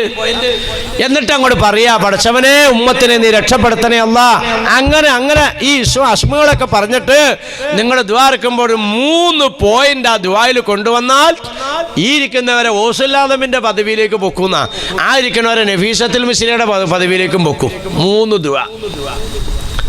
ഏതാ 3 ദുആ? അല്ലാഹുമ്മ അസ്ലിഹ് ഉമ്മത്ത മുഹമ്മദിൻ സല്ലല്ലാഹു അലൈഹി വസല്ലം. ഉസ്താദിനോട് ചോദിച്ചാൽ അറബി എഴുതി തരും, ഇല്ലേ മലയാളത്തിൽ പറഞ്ഞാൽ അല്ലാഹുമ്മ റഹം ഉമ്മത്ത സയ്യിദിന മുഹമ്മദിൻ സല്ലല്ലാഹു അലൈഹി വസല്ലം, അല്ലാഹുമ്മ ഫർരിജ് അൻ ഉമ്മത്തി സയ്യിദിന മുഹമ്മദിൻ സല്ലല്ലാഹു അലൈഹി വസല്ലം. ഇതൊക്കെ ഇഹ്യായിൽ വളരെ വിശദമായിട്ട് സാലിമാവതങ്ങൾ രേഖപ്പെടുത്തി വെച്ചിട്ടുണ്ട്. 3 ദുആ. അപ്പോൾ ദുആയേ പരിഹാരമുള്ളൂ. എങ്ങനെ ദുആ ചെയ്യണം? അസ്മാഉൽ ഹുസ്ന ഓതി ദുആ ചെയ്യണം. പവറാണ് ഈ അസ്മാഉൽ ഹുസ്നയുടെ. ഞാൻ ചോദിക്കട്ടെ, ഈ മുങ്ങി വരിക്കുന്നവൻ്റെ ദുആ യാ അല്ലാ, യാ റഹ്മാൻ, യാ റഹീം, ഇതെന്തുട്ടാ ഇപ്പം പറഞ്ഞ 3 യാ അല്ലാ, യാ റഹ്മാൻ, യാ റഹീം എന്തെന്നായി പറഞ്ഞേ? ബിസ്മില്ലാഹിർ റഹ്മാനിർ റഹീം അല്ലേ? അല്ലാ, റഹ്മാൻ, റഹീം, ബിസ്മില്ലാഹിർ റഹ്മാനിർ റഹീം. 3 ഇസ്മായി ബിസ്മിയിലുള്ളൂ. 3 ഇസ്മ ബിസ്മിയിലുള്ളത്. ഈ 3 ഇസ്മും അറിയാതെ ഭക്ഷണം കഴിച്ചാലുള്ള വിധി എന്താ പറ? വെള്ളം കുടിച്ചാലുള്ള വിധി എന്താ പറ? ഈ 3 ഇസ്മ പറയാതെ മോളെ നിക്കാഹ് ചെയ്തു കൊടുത്താലുള്ള വിധി എന്താ പറ? ഈ 3 ഇസ്മ പറയാതെ പോത്തിനെ അർത്താലുള്ള വിധി എന്താ പറ? പവറില്ലേ 3 ഇസ്മിന്? ആയിഷ ബീവി കിടക്കാൻ പോവാ, നബി തങ്ങൾ കയറി വന്നിട്ട് പറഞ്ഞു, ആയിഷ കിടക്കാൻ പോവാണ്, അതേ റസൂലുള്ളാ, ഒരു ഖത്തോലിട്ട് കിടന്നാ മതി. വേറെ 2 കാര്യങ്ങൾ പറഞ്ഞു, നമുക്കിപ്പോൾ അവിടെ പ്രതിപാദിക്കണ്ട. തങ്ങളത് പറഞ്ഞിട്ട് തങ്ങൾ നിസ്കരിക്കാൻ കൈയ്യട്ടി സുന്നത്തേക്ക് ഇരിക്കാൻ. ആയിഷ റളിയല്ലാഹു അൻഹ എങ്ങനെയൊക്കെ പടച്ചോനെ ഖത്തോലിട്ട് കിടന്നാൽ, ഞാൻ ഖത്തോലിട്ട് എപ്പോൾ കിടക്കാനത്? സലാം വീട്ടിൽ തങ്ങൾ തിരിഞ്ഞു നോക്കുമ്പോൾ ആയിഷ ബീവി അങ്ങനെ, അന്ന് ആയിഷ കിടന്നില്ലേ? അല്ലാഹു ഞാൻ ഖത്ത് ഓതിയിട്ട് എപ്പോൾ കിടക്കാനാണ്? സൂറത്തുൽ ഇഖ്ലാസ് ഖുൽ ഹുവല്ലാഹു അഹദ് അല്ലാഹു 3 പ്രാവശ്യം ആവർത്തിച്ച് ഓതി കിടക്ക ആയിഷ. ഒരു ഖത്തം ഓതിയ സ്ഥാനത്താണെന്ന് നബീന റസൂലുള്ളാഹി. എന്താണ് ഈ സൂറത്തിന് പവർ? പറ. ഈ സൂറത്തിന് പവർ വരാൻ കാരണം എന്താ? ചെറിയ സൂറത്തിൽ ഏറ്റവും കൂടുതൽ അള്ളാന്റെ ഇസ്മ ഉൾപ്പെടുത്തപ്പെട്ട സൂറത്താണ് ഇഖ്ലാസ് സൂറത്ത്. 99 പേരുണ്ട് ഖുർആനകത്ത്, 99 കിടക്കണേ. പക്ഷെ അതിൽ ഏറ്റവും ചെറിയ ഈ സൂറത്തിലാണ് ഏറ്റവും കൂടുതലുള്ളത്. ബിസ്മില്ലാഹി റഹ്മാനി റഹീം. ഖുൽ ഹുവ അല്ലാഹു അഹദ് അല്ലാഹു സമദ്. മൊത്തം ഇസ്മുകളെ കൊണ്ട് പൊതിഞ്ഞിരിക്കുകയാണ്. അബൂദർ ഗഫാരി റളിയല്ലാഹു തആല ഇങ്ങോട്ട് വരികയാണ് സദസ്സിലേക്ക്. പൊന്നാരബി തങ്ങൾക്ക് പെട്ടെന്ന് വഹയ്യ്, മുഖറബായ മലക്ക് ജിബ്രീൽ, റസൂലുള്ളാഹ് അബൂദർ കയറി വരുന്നുണ്ടല്ലോ. തങ്ങൾ നടങ്ങിയല്ല. എന്താണ് അബൂദറിന് ഇത്ര പ്രത്യേകത? അതെ റസൂലുള്ളാഹ്, ഞങ്ങൾ മലക്കുകളുടെ ലോകത്ത് ചർച്ച ചെയ്യപ്പെടുന്ന സഹാബിയാണ് അബൂദർ ഗഫാരി റളിയല്ലാഹു തആല അൻഹു. എന്താണ് അതിനുള്ള പവർ? ഏറ്റവും കൂടുതൽ സൂറത്തുൽ ഇഖ്ലാസ് ആവർത്തിച്ചോതുന്ന വ്യക്തിയാണ് അബൂദർ എന്ന് മുഖറബായ മലക്ക് ജിബ്രീൽ. ഇഖ്ലാസിന്റെ പവർ എന്താണ്? അസ്മാഉൽ ഹുസ്നയുടെ പവർ. ഞങ്ങൾ വലിയ സൃഷ്ടികളാണല്ലോ റബ്ബേ, നിനക്ക് സദാസമയം ഇബാദത്ത് എടുക്കുന്നവരാണല്ലോ റബ്ബേ മലക്കുകള്. അപ്പൊ അല്ലാഹ് പറഞ്ഞു, നിങ്ങൾക്കുള്ളതിനേക്കാൾ എൻ്റെ അടുക്കൽ യോഗ്യതയും പവറുമുണ്ട് ആ അങ്ങാടിയിൽ ചെരുപ്പ് കുത്തുന്ന ഒരു ചെരുപ്പ് തിന്നിക്ക്. മലക്കുകൾ, അല്ലാഹുവേ ആ മനുഷ്യനെ ഒന്ന് കണ്ടുമുട്ടാൻ ഞങ്ങളെ അനുവദിക്കോ റബ്ബേ. മനുഷ്യരൂപം പൂണ്ട് 2 മലക്കുകൾ. ഇഷ്ടം പോലെ ഇങ്ങനെ സംഭവങ്ങൾ ഉണ്ടായിട്ടുണ്ട്. ഹദീസുകൾ എടുത്തു നോക്കി ഇഷ്ടം പോലെ കാണാം. ഈ മലക്കുകൾ ചെന്നിട്ട് ഈ ചെരുപ്പൂത്തിയോട് ചോദിച്ചു, സഹോദര നിങ്ങളുടെ ജീവിതത്തിന്റെ അവസ്ഥ എന്താണ്? എൻ്റെ അവസ്ഥ എന്താണ്? ചെരുപ്പൂത്തിന് കണ്ടില്ലേ? വൈകുന്നേരം ആകുമ്പോൾ കിട്ടുന്ന കാശും കൊണ്ട് വീട്ടിലേക്ക് ആവശ്യമുള്ളതൊക്കെ മേടിച്ചുകൊണ്ടു, ബാക്കി ആരൊക്കെയുള്ള സദക്കാ ചെയ്യും. ഇതൊന്നും മലക്കുകളെക്കാൾ മുന്നോട്ട് പോകാൻ പറ്റിയ യോഗ്യതയുള്ള അമലൊന്നും അല്ലല്ലോ. ഈ മനുഷ്യരൂപം പൂണ്ടുവന്ന മലക്കുകൾ 2 പേരും ഇങ്ങനെ അന്വേഷിക്കാൻ തുടങ്ങി ഇദ്ദേഹത്തിനോട്. നിങ്ങളുടെ ജീവിതത്തിൻ്റെ ഇബാദത്തിൻ്റെ ശൈലി എന്താണ്? ദുആഇൻ്റെ ശൈലി എന്താണ്? അവസാനം കിട്ടി. രാവിലെ സുബ്ഹി നമസ്കാരാനന്തരം ഞാൻ ദുആ ചെയ്യുമ്പോൾ അള്ളാഹുവിൻ്റെ 10 ഇസ്മ പറഞ്ഞിട്ട് ദുആ ചെയ്യുന്ന ഒരു ശൈലി ഞാൻ പതിവാക്കിയിട്ടുണ്ട്. എൻ്റെ പാവപ്പെട്ട പെങ്ങന്മാരോട്, എൻ്റെ സാധുക്കളായ സഹോദരന്മാരോട് നിങ്ങൾ 99 ഇസ്മും ചൊല്ലി ദുആ ഇറക്കണമെന്ന് ഞാൻ പറയണില്ല. ആ മലക്കിനോട് ആ ചെരുപ്പ് കുത്തി പറഞ്ഞു, ഞാൻ സുബ്ഹിക്ക് ശേഷം ദുആ ചെയ്യുമ്പോൾ, ഇത് ഖത്തീബിനും ഇമാമിനും ദുആ ഇറക്കാനുള്ള കാര്യമല്ല ഞാൻ ഈ പറയുന്നത്. ഇമാമിങ്ങൾക്ക് ദുആ ഇറക്കണതിന് കണക്കുണ്ട്. കാണാതെ പഠിച്ച എല്ലാവരും പറയുമല്ല ദുആ. ഞാൻ ഇശാക്കൂടെ ജമാഅത്തിനുണ്ടായിരുന്നു. അൽഹംദുലില്ലാ, എനിക്ക് നല്ല സന്തോഷം തോന്നി പുറയിൽ നിസ്കരിച്ചിട്ട്. ദുആ കേട്ടിട്ടൊക്കെ മൗമിങ്ങളെ ഇടങ്ങേറാക്കുമല്ല വേണ്ടത്. കാണാപ്പാടം പഠിച്ചത് ആകെ എങ്ങനെയെന്ന് പറയും. ശ്വാസം വിടുമ്പോൾ ചിലവർ ആമീൻ പറയും, ചിലവരെന്ത് ചെയ്യും, ഉറങ്ങിക്കൊണ്ടിരിക്കും, ചിലർ മീശ വിരിച്ചുകൊണ്ടിരിക്കും, ചിലർ മൂക്കിലെ പൊറ്റ എടുത്തുകൊണ്ടിരിക്കും, ചിലർ പിരാവും. എൻ്റെ ഒടുക്കത്തെ ആവാൻ നിർത്തണില്ലല്ലോ ഉടച്ചോൻ ഇറങ്ങിപ്പോകാൻ. എന്തിനാണ് ഇങ്ങനെ ഇടങ്ങേറാക്കണത്? ബിദുഅത്താർക്ക് കോണി വെച്ച് കൊടുക്കുക ചില മൈറാബി കയറിയിരിക്കണവന്മാർ. ഞാൻ അങ്ങനെ തന്നെ പറയണേ, ബിദുഅത്താർക്ക് കോണി വെച്ച് കൊടുക്കുകയാണ്. ശരിയല്ലേ? ഞാനൊരു സ്ഥലത്തൊരിക്കൽ കുത്തുബിയത്തിന് പോയി, പണ്ട് ഈ മുത്താലിമായിരിക്കണ കാലത്ത്. അപ്പം ഞാൻ നല്ല സ്പീഡിൽ ഓതൽ തൊണ്ടിട്ട് എന്ത് ചെയ്തു, ഉസ്താദ് അവിടുത്തെ കത്തീം, എൻ്റെ ഉസ്താദല്ല കത്തീം മുസ്ലിയാർ, എന്നോട് വാവിലേറെ ഓതാൻ പറഞ്ഞു. ലാസ്റ്റ് ഒരു ദുആ ഉണ്ടല്ലോ, കുറേ ദുആ ഉണ്ട്. ഞാനിതിങ്ങനെ മാലപ്പടക്കം പോലെ പൊടുപൊടുപൊടുന്നാണ് പറയുന്നത്. ഒരാളും ആമീൻ പറയുന്നില്ല. അപ്പം ഞാൻ ഇടയ്ക്ക് നിർത്തിയിട്ട്, ഇതെന്താ ആരും ആമീൻ പറയാത്തെന്താന്ന് വെച്ചു. അപ്പം അതിലൊരു കാക്ക പറയാണ്, അതിന് ഭാവിയിലൊരു ശ്വാസം വിട്ടിട്ടുണ്ട് ഞങ്ങൾക്ക് ആമീൻ പറയാണ്. അപ്പോഴാണ് ഞാൻ മനസ്സിലാക്കിയത്, ഈ മൗമികൾ ആമീൻ പറയണത് ഈ ഇമാമ് ശ്വാസം വിടുമ്പോഴാണെന്ന് എനിക്ക് അപ്പോഴാണ് മനസ്സിലായത്. മൂപ്പര് ശ്വാസം വിട്ടില്ലെങ്കിൽ ആമീൻ ഉണ്ടാവില്ല. അതുകൊണ്ട് പോട്ടെ, നിങ്ങൾ മാപ്പാക്കണം കേട്ടോ. ഞാൻ പറഞ്ഞതേ കാണാതെ പഠിച്ചത് ആകെ പറയണ്ട. അല്ല, ചുമ്മാ ഈ നിസ്കാരത്തിൻ്റെ ദുആ മഹാന്മാർ എഴുതി വെച്ചാൽ നോക്കിയോ, ലോഹറിൻ്റെ ദുആയാണോ അസറിന്?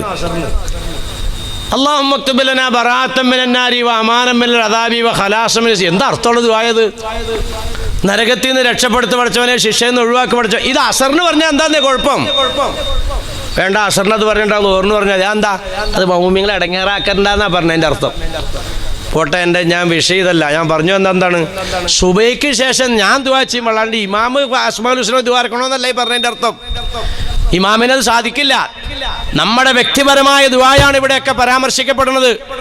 ആ മനുഷ്യൻ പറഞ്ഞു, ഞാൻ സുബ്ഹിക്ക് ദുആ ചെയ്യുമ്പോൾ അല്ലെങ്കിൽ പ്രഭാതത്തിൽ ദുആ ചെയ്യുമ്പോൾ 10 ഇസ്മ, അള്ളാന്റെ 10 ഇസ്മ പറഞ്ഞിട്ട് ദുആ ചെയ്യുന്ന ഒരു ശൈലി ഞാൻ നാളുകളായി തുടർന്നു വരികയാണ്. യാ അല്ലാഹ്, യാ റഹ്മാൻ, യാ റഹീം, യാ മലിക്, യാ ഖുദ്ദൂസ്, യാ സലാം, യാ മുഅ്മിൻ, യാ മുഹൈമിൻ, യാ അസീസ്, യാ ജബ്ബാർ. 10 ഇവിടെ ഇരിക്കുന്ന ഏത് പാവങ്ങൾക്കും 10 ദിവസം കൊണ്ട് പഠിക്കാം. ഞാൻ പറയാ, അള്ളാഹുവിലേക്ക് മടങ്ങ്, ഹറാമ് തിന്നുന്നത് ഒഴിവാക്ക്, മറ്റൊരുത്തൻ്റെ ഹക്കുകൾ പിടിച്ചെടുക്കുന്നതിൽ നിന്നും ഒഴിവാക്ക്. അങ്ങനെ വന്നിട്ട് പോയിട്ടുണ്ടെങ്കിൽ അതിനെല്ലാം ഖേദിച്ച് പശ്ചാത്തപിച്ച് പിന്നോട്ട് മാറ്. എന്നിട്ട് അള്ളാഹുവിലേക്ക് കൈയുയർത്ത്, പടച്ചവനെ രക്ഷപ്പെടുത്തണേ അള്ളാഹ് എന്ന് പറയുന്നതിനോടൊപ്പം ഇവിടെ ശ്രദ്ധിച്ചോ, നിന്നെ അള്ളാഹു തആല അംഗീകരിക്കുന്ന മറ്റൊരു പോയിന്റ് ആയിട്ട് എന്നത്, നീ പ്രാർത്ഥിക്കുമ്പോൾ ദുആ ചെയ്യുമ്പോൾ സമുദായത്തിനെ ഉൾപ്പെടുത്തുന്ന ദുആ അല്ലെങ്കിൽ അതും നിന്റെ മനസ്സ് കുടുസായ മനസ്സാണെന്ന് തെളിയിക്കുന്ന മറ്റൊരടയാളാണ്. നിന്നെ ആരിഫീങ്ങളുടെ പദവിയിലേക്കും ആരിഫത്തുകളുടെ പദവിയിലേക്കും ഉയർത്താൻ നീ ദുആ ചെയ്യുമ്പോൾ ഇത് കൂട്ടി ദുആ ചെയ്യണം. അവസാനം ഇത് പറയാ, അല്ലാഹുമ്മ അസ്ലിഹ് ഉമ്മത്ത സയ്യിദിനാ മുഹമ്മദിൻ. പടച്ചവനെ, പൊന്നാർ നബി തങ്ങളുടെ സമുദായത്തിന്റെ സ്ഥിതി നന്നാക്കണേ അല്ലാഹ്, സ്ഥിതി നന്നാക്കണേ അല്ലാഹ്. അവിടെ സെയ്തോമ്മന്റെ മോൻ വെള്ളമടിച്ച് അവിടെ നിന്ന് കിറങ്ങി തുള്ളണ്ടായിരുന്നോ, തുള്ളിന്ന് പറഞ്ഞിട്ടല്ലോ. അവൻ തുള്ളട്രാ, അവനങ്ങോട്ട് കുടിക്കട്ടെ അങ്ങോട്ട്. ഇതല്ല മുസ്ലിമേ. പിന്നെ അല്ലാഹുമ്മ അസ്ലിഹ് ഉമ്മത്ത സയ്യിദിനാ മുഹമ്മദിൻ. പടച്ചവനെ, സമുദായം സുന്നത്തിനെ വിട്ടു പോവുകയാണല്ലാ. സമുദായത്തിന്റെ യുവാക്കളും യുവതികളും തലതിരിഞ്ഞു പോവുകയാണല്ലാ. സമുദായത്തിന്റെ സ്ഥിതി നന്നാക്കണേ അല്ലാ. നമ്പർ 1 ഇത് വന്നാലേ നിന്നെ ആരിഫീങ്ങളുടെ പദവിയിലേക്ക് ഉയർത്തുള്ളൂ. പടച്ചവനെ സൈദോമ്മൻ്റെ മോൻ വെള്ളം അടിക്കാനുള്ള അല്ലാഹ് അവൻ്റെ സ്വഭാവം നീ മാറ്റണേന്ന് ഇതിനകത്ത് വന്നു. അല്ലാഹുമ്മ അസ്ലിം മലയാളത്തിൽ പറഞ്ഞാൽ മതി, അറബി അറിയില്ല മലയാളത്തിൽ പറഞ്ഞാൽ മതി. പടച്ചവനെ പൊന്നാർ നബി തങ്ങളുടെ സമുദായത്തിന്റെ സ്ഥിതി നന്നാക്കണേ അല്ലാഹ്. രണ്ടാമത്തേത് അല്ലാഹ്, ഇതൊക്കെ എത്രയോ വിശദീകരിക്കേണ്ട പോയിന്റുകളെ ഞാൻ ഇട്ടിട്ട് പോണേ. അല്ലാഹുമ്മ അർഹം ഉമ്മത്ത സയ്യിദനാ മുഹമ്മദിൻ, അല്ലാഹുവേ റസൂലുള്ളാഹി തങ്ങളുടെ സമുദായത്തിനോട് കരുണ കാണിക്കണേ അല്ലാഹ്. ഇന്ന് ഈ ദുആ ആവശ്യമാണോ? ഭരണരംഗത്ത് നിന്നും ഭരണഭാഗത്തു നിന്നും കരുണ കിട്ടുന്നില്ല, കോടതിയിൽ നിന്ന് കരുണ കിട്ടുന്നില്ല, ഉദ്യോഗവൃത്തങ്ങളിൽ നിന്നും കരുണ കിട്ടുന്നില്ല, സഹോദര സമുദായങ്ങളിൽ നിന്ന് കരുണ കിട്ടുന്നില്ല. ഏത് ഭാഗത്തു നിന്നും നിഷ്കരുണമാകുന്ന പ്രവർത്തനങ്ങൾ അനുഭവിച്ചുകൊണ്ടിരിക്കുമ്പോൾ ഉമ്മത്തിനോട് നീ കരുണ കാണിക്കണേ അല്ലാഹ്. ആവശ്യമല്ലേ എന്നീ ദുആ. രണ്ടാമത്തെ അല്ലാഹുമ്മ ഫർരിജ് അൻ ഉമ്മത്തി സയ്യിദനാ മുഹമ്മദിൻ, പടച്ചവനെ പൊന്നാർ നബി തങ്ങളുടെ സമുദായം അകപ്പെട്ടതായ ദുരിതത്തിൽ നിന്ന് സമുദായത്തിന് നീ മോചനം കൊടുക്കണേ അല്ലാഹ്. ദുരിതമാണോ ഈ 3 ദുആ? അപ്പൊ ദുആയാണ് മുസ്ലിമിന്റെ ആയുധം. അദ്ദുആഉ മറക്കല്ലേ, അദ്ദുആഉ സിലാഹുൽ മുഅ്മിൻ വഇമാദുദ്ദീൻ. മുസ്ലിം സമുദായമേ നിന്റെ ആയുധം ദുആയാണ്. അവർ കൊണ്ടുവന്നോട്ടെ. ഇന്നിപ്പോൾ അങ്ങനെയല്ലേ കാണണേ? എന്തെല്ലാം ആധുനിക സംവിധാനങ്ങളും സൗകര്യങ്ങളുമുള്ള ആയുധങ്ങളുമായിട്ടാണ് ഇന്ന് ഇസ്രായേൽ മുന്നോട്ടേക്ക് നീങ്ങിക്കൊണ്ടിരിക്കുന്നത്. അവരുടെ അടുത്ത് എന്താ ഉള്ളത്? അവർ മണ്ണിൻ്റെ ഇടയിൽ കിടന്ന് കൈവെക്കൊണ്ടിരിക്കുകയാണ്.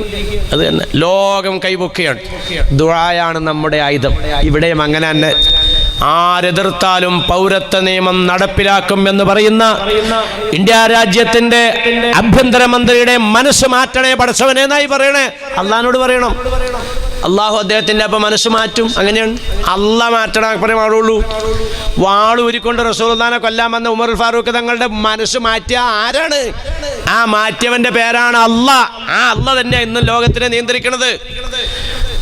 ഏറ്റവും വലിയ ധിക്കാരിയും അഹങ്കാരിയുമായിരുന്ന യോദ്ധാവായിരുന്ന ധീരനായിരുന്ന ഉമർ ഫാറൂഖിന്റെ മനസ്സ് അല്ലാഹു തആല മാറ്റിയെങ്കിൽ ഇന്ത്യ രാജ്യത്തിന്റെ ആഭ്യന്തരമന്ത്രിയുടെയും പ്രധാനമന്ത്രിയുടെയും ഒക്കെ മനസ്സ് മാറ്റാൻ കരുത്തുള്ളവനാണ് അല്ലാഹ്. അതിനുള്ള ആയുധം ഇതാണ്. അള്ളാഹുവിനോട് ചോദിക്കണം. എങ്ങനെ ചോദിക്കണം? ജീവിതം വൃത്തിയാക്കി സംശുദ്ധമാക്കിക്കൊണ്ട് അസ്മാഉൽ ഹുസ്ന ചൊല്ലിക്കൊണ്ട് ചോദിക്കണം. പ്രശ്നം പരിഹരിക്കപ്പെടും. ആത്മഹത്യ പ്രശ്ന പരിഹാരമല്ല. അല്ലാഹു സുബ്ഹാനഹു വ തആല ഈ മജ്ലിസിൽ അവന്റെ പൊരുത്തം കിട്ടാൻ വേണ്ടി മാത്രം പങ്കെടുത്ത നമ്മുടെ ആരുടെയും കുടുംബത്തിൽ നിന്ന് ഒരൊറ്റ വ്യക്തിയുടെയും ജനാസ മോർച്ചറിയിലേക്ക് പോകേണ്ട അവസ്ഥ വരുത്താതെ അള്ളാഹുവെ കാത്തുരക്ഷിക്കണേ തമ്പുരാനെ. റബ്ബുൽ അലീമായ നാഥ, ജീവിക്കുന്ന കാലം നിർഭയമായി പടച്ചവനെ ഇണയോടൊപ്പം മക്കളോടൊപ്പം മാതാപിതാക്കളോടൊപ്പം കെട്ടിയുണ്ടാക്കിയ കൂരയിൽ സുരക്ഷിതമായി ജീവിക്കാൻ, നിർഭയമായി ജീവിക്കാൻ അള്ളാഹ് നീ ഞങ്ങളെ അനുഗ്രഹിക്കണേ റഹ്മാനെ. റബ്ബുൽ അലീമായ നാഥ, ചട്ടിയുമായി പിച്ചപാത്രവുമായി അഭയാർത്ഥി ക്യാമ്പുകളിൽ നിരന്നു നിൽക്കുന്ന ആയിരങ്ങളെ ഞങ്ങൾ കാണുമ്പോൾ പടച്ചവനെ ഞങ്ങളുടെ ജീവിതമൊന്നും ആ നിലയിലേക്ക് എത്തിക്കാതെ കാത്തുരക്ഷിക്കണേ അല്ലാ. ആർഭാടം വേണ്ട മോളെ, ഒരിക്കൽ കൂടി പറയുന്നു, ആർഭാടം വേണ്ട. കൊച്ചിന് ആവശ്യത്തിനുള്ള ഉടുപ്പുണ്ട്, മോനക്ക് ആവശ്യത്തിനുള്ള കളിക്കോപ്പുണ്ട്, ഇനി കൂടുതൽ വേണ്ട, അത്യാവശ്യത്തിനുണ്ട്. എൻ്റെ പെങ്ങന്മാരാണത് ശ്രദ്ധിക്കേണ്ടത്. ഭർത്താക്കന്മാരോട് അവിടുത്തെ കല്യാണത്തിന് ഇത് പോരാ, എല്ലാവരും ഒരു കളറുള്ളതാ, അതുകൊണ്ട് ആ കളറുള്ളത് കൊച്ചിനും വേണം പറയുമ്പോൾ പാവപ്പെട്ടവനക്ക് ചെയ്യാതിരിക്കാൻ നിവൃത്തിയില്ല. കുടുംബത്തിൽ സ്വസ്ഥത വേണ്ടേ? 10,000-20,000 പോണെങ്കിൽ പോട്ടെ, എന്നാ കൊണ്ടേ വാങ്ങിച്ചോ. എൻ്റെ പൊന്നു പെങ്ങന്മാരെ അതിൻ്റെ പേരിൽ ദുരിതവും വേദനയും അനുഭവിക്കേണ്ടി വരിക നമ്മളായിരിക്കും. അള്ളാഹു പാഠം പഠിപ്പിച്ചു തന്നുകൊണ്ടിരിക്കുകയാണ്. ഒരു കാരണവശാലും ആ ഒരു അവസ്ഥയിലേക്ക് പോകാതെ, ഒരു രംഗത്തും ആർഭാടം വരാതെ, ഒരു രംഗത്തും അഹങ്കാരം വരാതെ, തികച്ചും വിനയാന്യതനായി, തികച്ചും ലളിതമായി ഈ ഭൂമുഖത്ത് ജീവിക്കാൻ അള്ളാഹുവേ നീ ഞങ്ങൾക്ക് മനസ്സെന്ന് അനുഗ്രഹിക്കണേ തമ്പുരാനെ. എന്തെങ്കിലും വീഴ്ചകൾ വന്നുപോയിട്ടെങ്കിൽ അല്ലാ അതിൻ്റെ പേരിൽ ഭൂമുഖത്തിട്ട് ഞങ്ങളെ ശിക്ഷിക്കല്ലേ റഹ്മാനെ. റബ്ബുൽ അലീമായ നാഥ, തടങ്കൽ പാളയം പ്രഖ്യാപിക്കുന്നവരോടും ഏക സിവിൽ കോഡ് പറയുന്നവരോടും അതുപോലെ തന്നെ റഹ്മാനായ റബ്ബേ തടങ്കൽ പാളയം ഉണ്ടാക്കിക്കൊണ്ട് ഭയപ്പെടുത്തുന്നവരോടും പടച്ചവനെ അവരുടെയൊക്കെ മനസ്സിനെ അല്ലാഹുവെ നീ മാറ്റിക്കൊടുത്ത് അനുഗ്രഹിക്കണേ തമ്പുരാനെ. റബ്ബുൽ അലീമായ നാഥ, പടഞ്ഞു മരിക്കുന്ന കോൺക്രീറ്റ് കെട്ടിടങ്ങളുടെ ഇടയിൽ കടന്ന് ചതഞ്ഞരിഞ്ഞ് മരിച്ചുകൊണ്ടിരിക്കുന്ന ഞങ്ങളുടെ സഹോദരന്മാർ കുഞ്ഞുമക്കൾ പടച്ചവനെ അവരൊന്നും വൽ മഖ്തൂലു ഫിന്നാർ എന്ന ലിസ്റ്റിൽപ്പെടുത്താതെ മുഴുവൻ എണ്ണങ്ങളെയും അല്ലാഹുവെ ശുഹദാക്കളിൽപ്പെടുത്തണേ റഹ്മാനെ. റബ്ബുൽ അലീമായ നാഥ, ഫലസ്തീനികളെ നീ വിജയിപ്പിക്കണേ റബ്ബേ. ഗസയിലെ പോരാളികളോടൊപ്പം അല്ലാഹ് നിന്റെ പട്ടാളമാകുന്ന മലക്കുകൾ ഇറക്കി നീ സഹായിക്കണേ തമ്പുരാനെ. ധിക്കാരികളും വഞ്ചകന്മാരുമാകുന്ന യഹൂദവർഗത്തിൻ്റെ ആയുധങ്ങളെ അല്ലാഹുവേ നീ അവരിലേക്ക് തന്നെ മടക്കണേ തമ്പുരാനെ. പടച്ചവനെ അവരുടെ ഐക്യത്തിനെ നിശ്ചിതമാക്കണേ അല്ലാ. അവർക്ക് പിന്തുണ കൊടുക്കുന്നവരെല്ലാം അല്ലാഹുവേ നീ നാണം കെടുത്തുകയും പരാജയപ്പെടുത്തുകയും ചെയ്യണേ തമ്പുരാനെ. റഹ്മാനായ അല്ലാ, ഉമ്മത്തിന് നീ ഇസ്സത്ത് നൽകി അനുഗ്രഹിക്കണേ അല്ലാ. ജീവിക്കുന്ന കാലം പടച്ചവനെ ജീവിക്കുന്ന കാലം നിനക്ക് സുജൂദ് ചെയ്യുന്ന തടസ്സമാകുന്ന ഒരവസ്ഥയും ഞങ്ങളുടെ ആരുടെ ശരീരത്തിന് വരാതെ കാക്കണേ പടച്ചവൻ വരാതെ. റഹ്മാനെ, വാപ്പ എത്ര നാളിങ്ങനെ മൂത്രത്തിൽ കിടക്കും, ഉമ്മ എത്ര നാളിങ്ങനെ മലത്തിൽ കിടക്കുമെന്ന് ഞങ്ങളുടെ കുഞ്ഞുങ്ങൾക്കോ പേരക്കുഞ്ഞുങ്ങൾക്കോ ചിന്തിക്കാനുള്ള അവസ്ഥയിലേക്ക് വിളിക്കുന്ന ഒറ്റ ഉപ്പാനെ ഉമ്മാനെ എത്തിക്കാതെ കാക്കണേ പടച്ചവനെ. റഹ്മാനായ അല്ലാ, മക്കൾ കാരണമായി കണ്ണീര് കുടിക്കേണ്ട അവസ്ഥ ഇവിടെ ഇരിക്കുന്ന ഒറ്റ ഉമ്മമാർക്കും വരാതെ കാക്കണേ റബ്ബേ. പടച്ചവനെ, മക്കൾ കാരണമായി പെരുവഴിയിലൂടെ തലതാഴ്ത്തി നടക്കേണ്ട അവസ്ഥ ഇവിടെ പങ്കെടുത്ത ഒറ്റ വാപ്പാക്കും വരാതെ കാക്കണേ തമ്പുരാനെ. റഹ്മാനായ അല്ലാ, ഇവിടെ വന്ന് പങ്കെടുത്തതിൻ്റെ ബർക്കത്തുണ്ട്. ഞങ്ങളുടെ കുടുംബത്തിൽ എന്തെങ്കിലും അസ്വസ്ഥതകളുണ്ടെങ്കിൽ ഇവിടെ പങ്കെടുത്തതിൻ്റെ ബർക്കത്തുണ്ട്. കാരണം ഇത് ചെറിയൊരു അമലല്ല, ഈ അമലിൽ പങ്കെടുത്തതിൻ്റെ ബർക്കത്തുണ്ട്. ഞങ്ങളുടെ കുടുംബത്തിലെ എല്ലാ അസ്വസ്ഥതകളും നീ സലാമത്താക്കി തരണേ പടച്ചവനെ. റബ്ബേ, ഇവിടെ പങ്കെടുത്തതിൻ്റെ ബർക്കത്തുണ്ട്.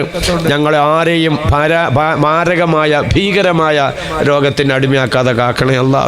ഇഷ്ടം പോലെ ഭക്ഷണം മുന്നിൽ, ആവശ്യം പോലെ പാനീയം മുന്നിൽ, പക്ഷേ തിന്നാൻ പാടില്ല, കുടിക്കാൻ പാടില്ല. കാരണം ഡോക്ടർ പറഞ്ഞിരിക്കുന്നു വൃക്ക തകരാറിലാണ്. ആ ഒരവസ്ഥ ഇവിടെ പങ്കെടുത്തേണ്ട വർക്കത്തുണ്ട്. ഞങ്ങൾക്ക് ആർക്കും വരുത്താതെ കാക്കണേ റഹ്മാനെ. റബ്ബുൽ അലീമായ പടച്ചവനെ, ഞങ്ങളുടെ ആരുടെയും കുടുംബത്തിൽ അല്ലാഹുവേ മോർച്ചറിയിലേക്ക് പോകേണ്ട വിധത്തിലുള്ള മൗത്ത് വരാതെ കാക്കണേ റഹ്മാനെ. പടച്ചവനെ, ഞങ്ങളുടെ മക്കളൊക്കെ വാഹനം ഓടിക്കുന്നവരാണ്. മോൻ വണ്ടി എടുത്തുകൊണ്ട് പോയി ആളെ ഇടിച്ചിട്ടു, ആളുകളെല്ലാം വന്ന് മോനെ ഇടിച്ചു എന്നൊന്നും പടച്ചവനെ ഞങ്ങളുടെ മാതാപിതാക്കൾക്ക് ആർക്കും കേൾക്കാനിട വരുത്താതെ കാക്കണേ റഹ്മാനെ. അള്ളാഹുടെ വിവാഹപ്രായത്തെ പെൺകുട്ടികൾ ആര് പങ്കെടുത്തിട്ടുണ്ടെങ്കിലും അടുത്ത ഒരു പരിപാടി ഇവിടെ നടക്കുമ്പോൾ തൻ്റെ സാലിഹ ഇണയോടൊപ്പം ഈ മജ്ലിസിൽ വരാൻ പടച്ചവനവരുടെ നിക്കാഹിനെ നീ എളുപ്പമാക്കി കൊടുക്കണേ റബ്ബേ. ഗർഭവതികളായ പെൺകുട്ടികൾ ആര് പങ്കെടുത്തിട്ടുണ്ടെങ്കിലും ഇവിടെ പങ്കെടുത്തതിൻ്റെ വർക്കത്തുകൊണ്ട് പടച്ചവനെ അതുങ്ങളുടെ പ്രസവം എല്ലാ നിലയ്ക്കും അല്ലാഹുവേ നീ എളുപ്പത്തിലും സന്തോഷത്തിലാക്കി കൊടുക്കണേ റഹ്മാനെ. കുഞ്ഞുങ്ങളില്ലാതെ ഏതെങ്കിലും ദമ്പതികളോട് പങ്കെടുത്തിട്ടുണ്ടെങ്കിൽ അടുത്ത പരിപാടി ഇവിടെ നടക്കുമ്പോൾ മടിയിൽ കുഞ്ഞുമായി വന്നിരിക്കാനുള്ള ഭാഗ്യം കൊടുക്കണേ തമ്പുരാനെ. റഹ്മാനായ അല്ലാ, ഇവിടെ പങ്കെടുത്ത ബിസിനസ്സുകാരുടെ കച്ചവടത്തിന് അല്ലാഹുവേ പങ്കെടുത്തതിൻ്റെ വർക്കത്തുകൊണ്ട് നീ വിജയത്തിലാക്കണേ റഹ്മാനെ. റബ്ബുൽ അദീമായ നാഥ, ഈ പരിപാടി സംഘടിപ്പിച്ച ഇതിൻ്റെ സംഘാടകരാവുന്ന പാവങ്ങൾക്ക് അവസാനമാകുമ്പോൾ പടച്ചവനെ പരിപാടി നഷ്ടത്തിലാണല്ലോ എന്നൊന്നും ചിന്തിക്കാനും വിഷമിക്കാനും ഇടവരുത്താതെ ഈ പരിപാടി എല്ലാ അർത്ഥത്തിലും അല്ലാഹുവേ നീ വിജയമാക്കി തരണേ തമ്പുരാനെ. ഇതിനു വേണ്ടി സാമ്പത്തികമായി സഹകരിച്ച മുഴുവൻ അടിയാറുകളെയും അല്ലാഹുവയുടെ സാമ്പത്തിക രംഗത്ത് ഒരു നിലയ്ക്കും പലിശ കടന്നു വരാതെ അല്ലാഹുവേ നീ കാത്തുരക്ഷിക്കണേ റഹ്മാനെ. അവസാനം ലാ ഇലാഹ ഇല്ലല്ലാഹ് പറഞ്ഞ് മരിക്കാൻ ഞങ്ങളെ അനുഗ്രഹിക്കണേ റബ്ബേ. ഞങ്ങളത് മൗത്തായപ്പോൾ ഞങ്ങളുടെ വാപ്പ, ഉമ്മ, ഇണകൾ, മക്കൾ, കൂട്ടുകുടുംബാദികൾ, ബന്ധുമിത്രാദികൾ, ഉസ്താദന്മാർ, മശായിഖന്മാർ അല്ലാഹുവേ അവർക്ക് ഞങ്ങൾക്കും അർശിൻ്റെ തണൽ താട്ടെ അല്ലാ. ഹൗലുൽ കൗസർ നൽകണേ അല്ലാ. ശഫാഅത്തുൽ കുബ്ര തരണേ അല്ലാ. വലത് കൈയിൽ ഗ്രന്ഥം ഏൽപ്പിക്കണേ അല്ലാ. സിറാത്ത് മിന്നൽ വേഗത്തിൽ കടക്കുന്നവരിൽ അവരെയും ഞങ്ങളെയും പെടുത്തണേ റഹ്മാനെ. പഠിച്ചവനെ, പാവപ്പെട്ടവനോട് ദുആ എടുക്കാൻ പലരും പറഞ്ഞിട്ടുണ്ട്. അല്ലാഹുവേ, ദുആ കൊണ്ട് വസിയത്ത് ചെയ്തവരുടെ എല്ലാ ഹലാലായ ആവശ്യങ്ങളും വീട്ടിൽ കൊടുക്കണേ തമ്പുരാനെ. അല്ലാഹുമ്മ അസ്ലിഹ് ഉമ്മത സയ്യിദിനാ മുഹമ്മദിൻ സല്ലല്ലാഹു അലൈഹി വസല്ലം. اللهم ارحم أمة سيدنا محمد صلى الله عليه وسلم. اللهم فرج عن أمة سيدنا محمد صلى الله عليه وسلم. رب اغفر وارحم آباءنا وأمهاتنا كما ربونا صغارا. آمين برحمتك يا أرحم الراحمين. بفضل صلى الله على محمد صلى الله عليه وسلم. صلى الله على محمد صلى الله عليه وسلم. صلى الله على محمد صلى الله عليه وسلم. صلى الله على محمد صلى الله عليه وسلم. صلى الله على محمد صلى الله عليه وسلم. صلى الله على محمد صلى الله عليه وسلم. صلى الله على محمد صلى الله عليه وسلم. اللهم صل على محمد يا رب صل عليه وسلم. صل على جميع الأنبياء المرسلين.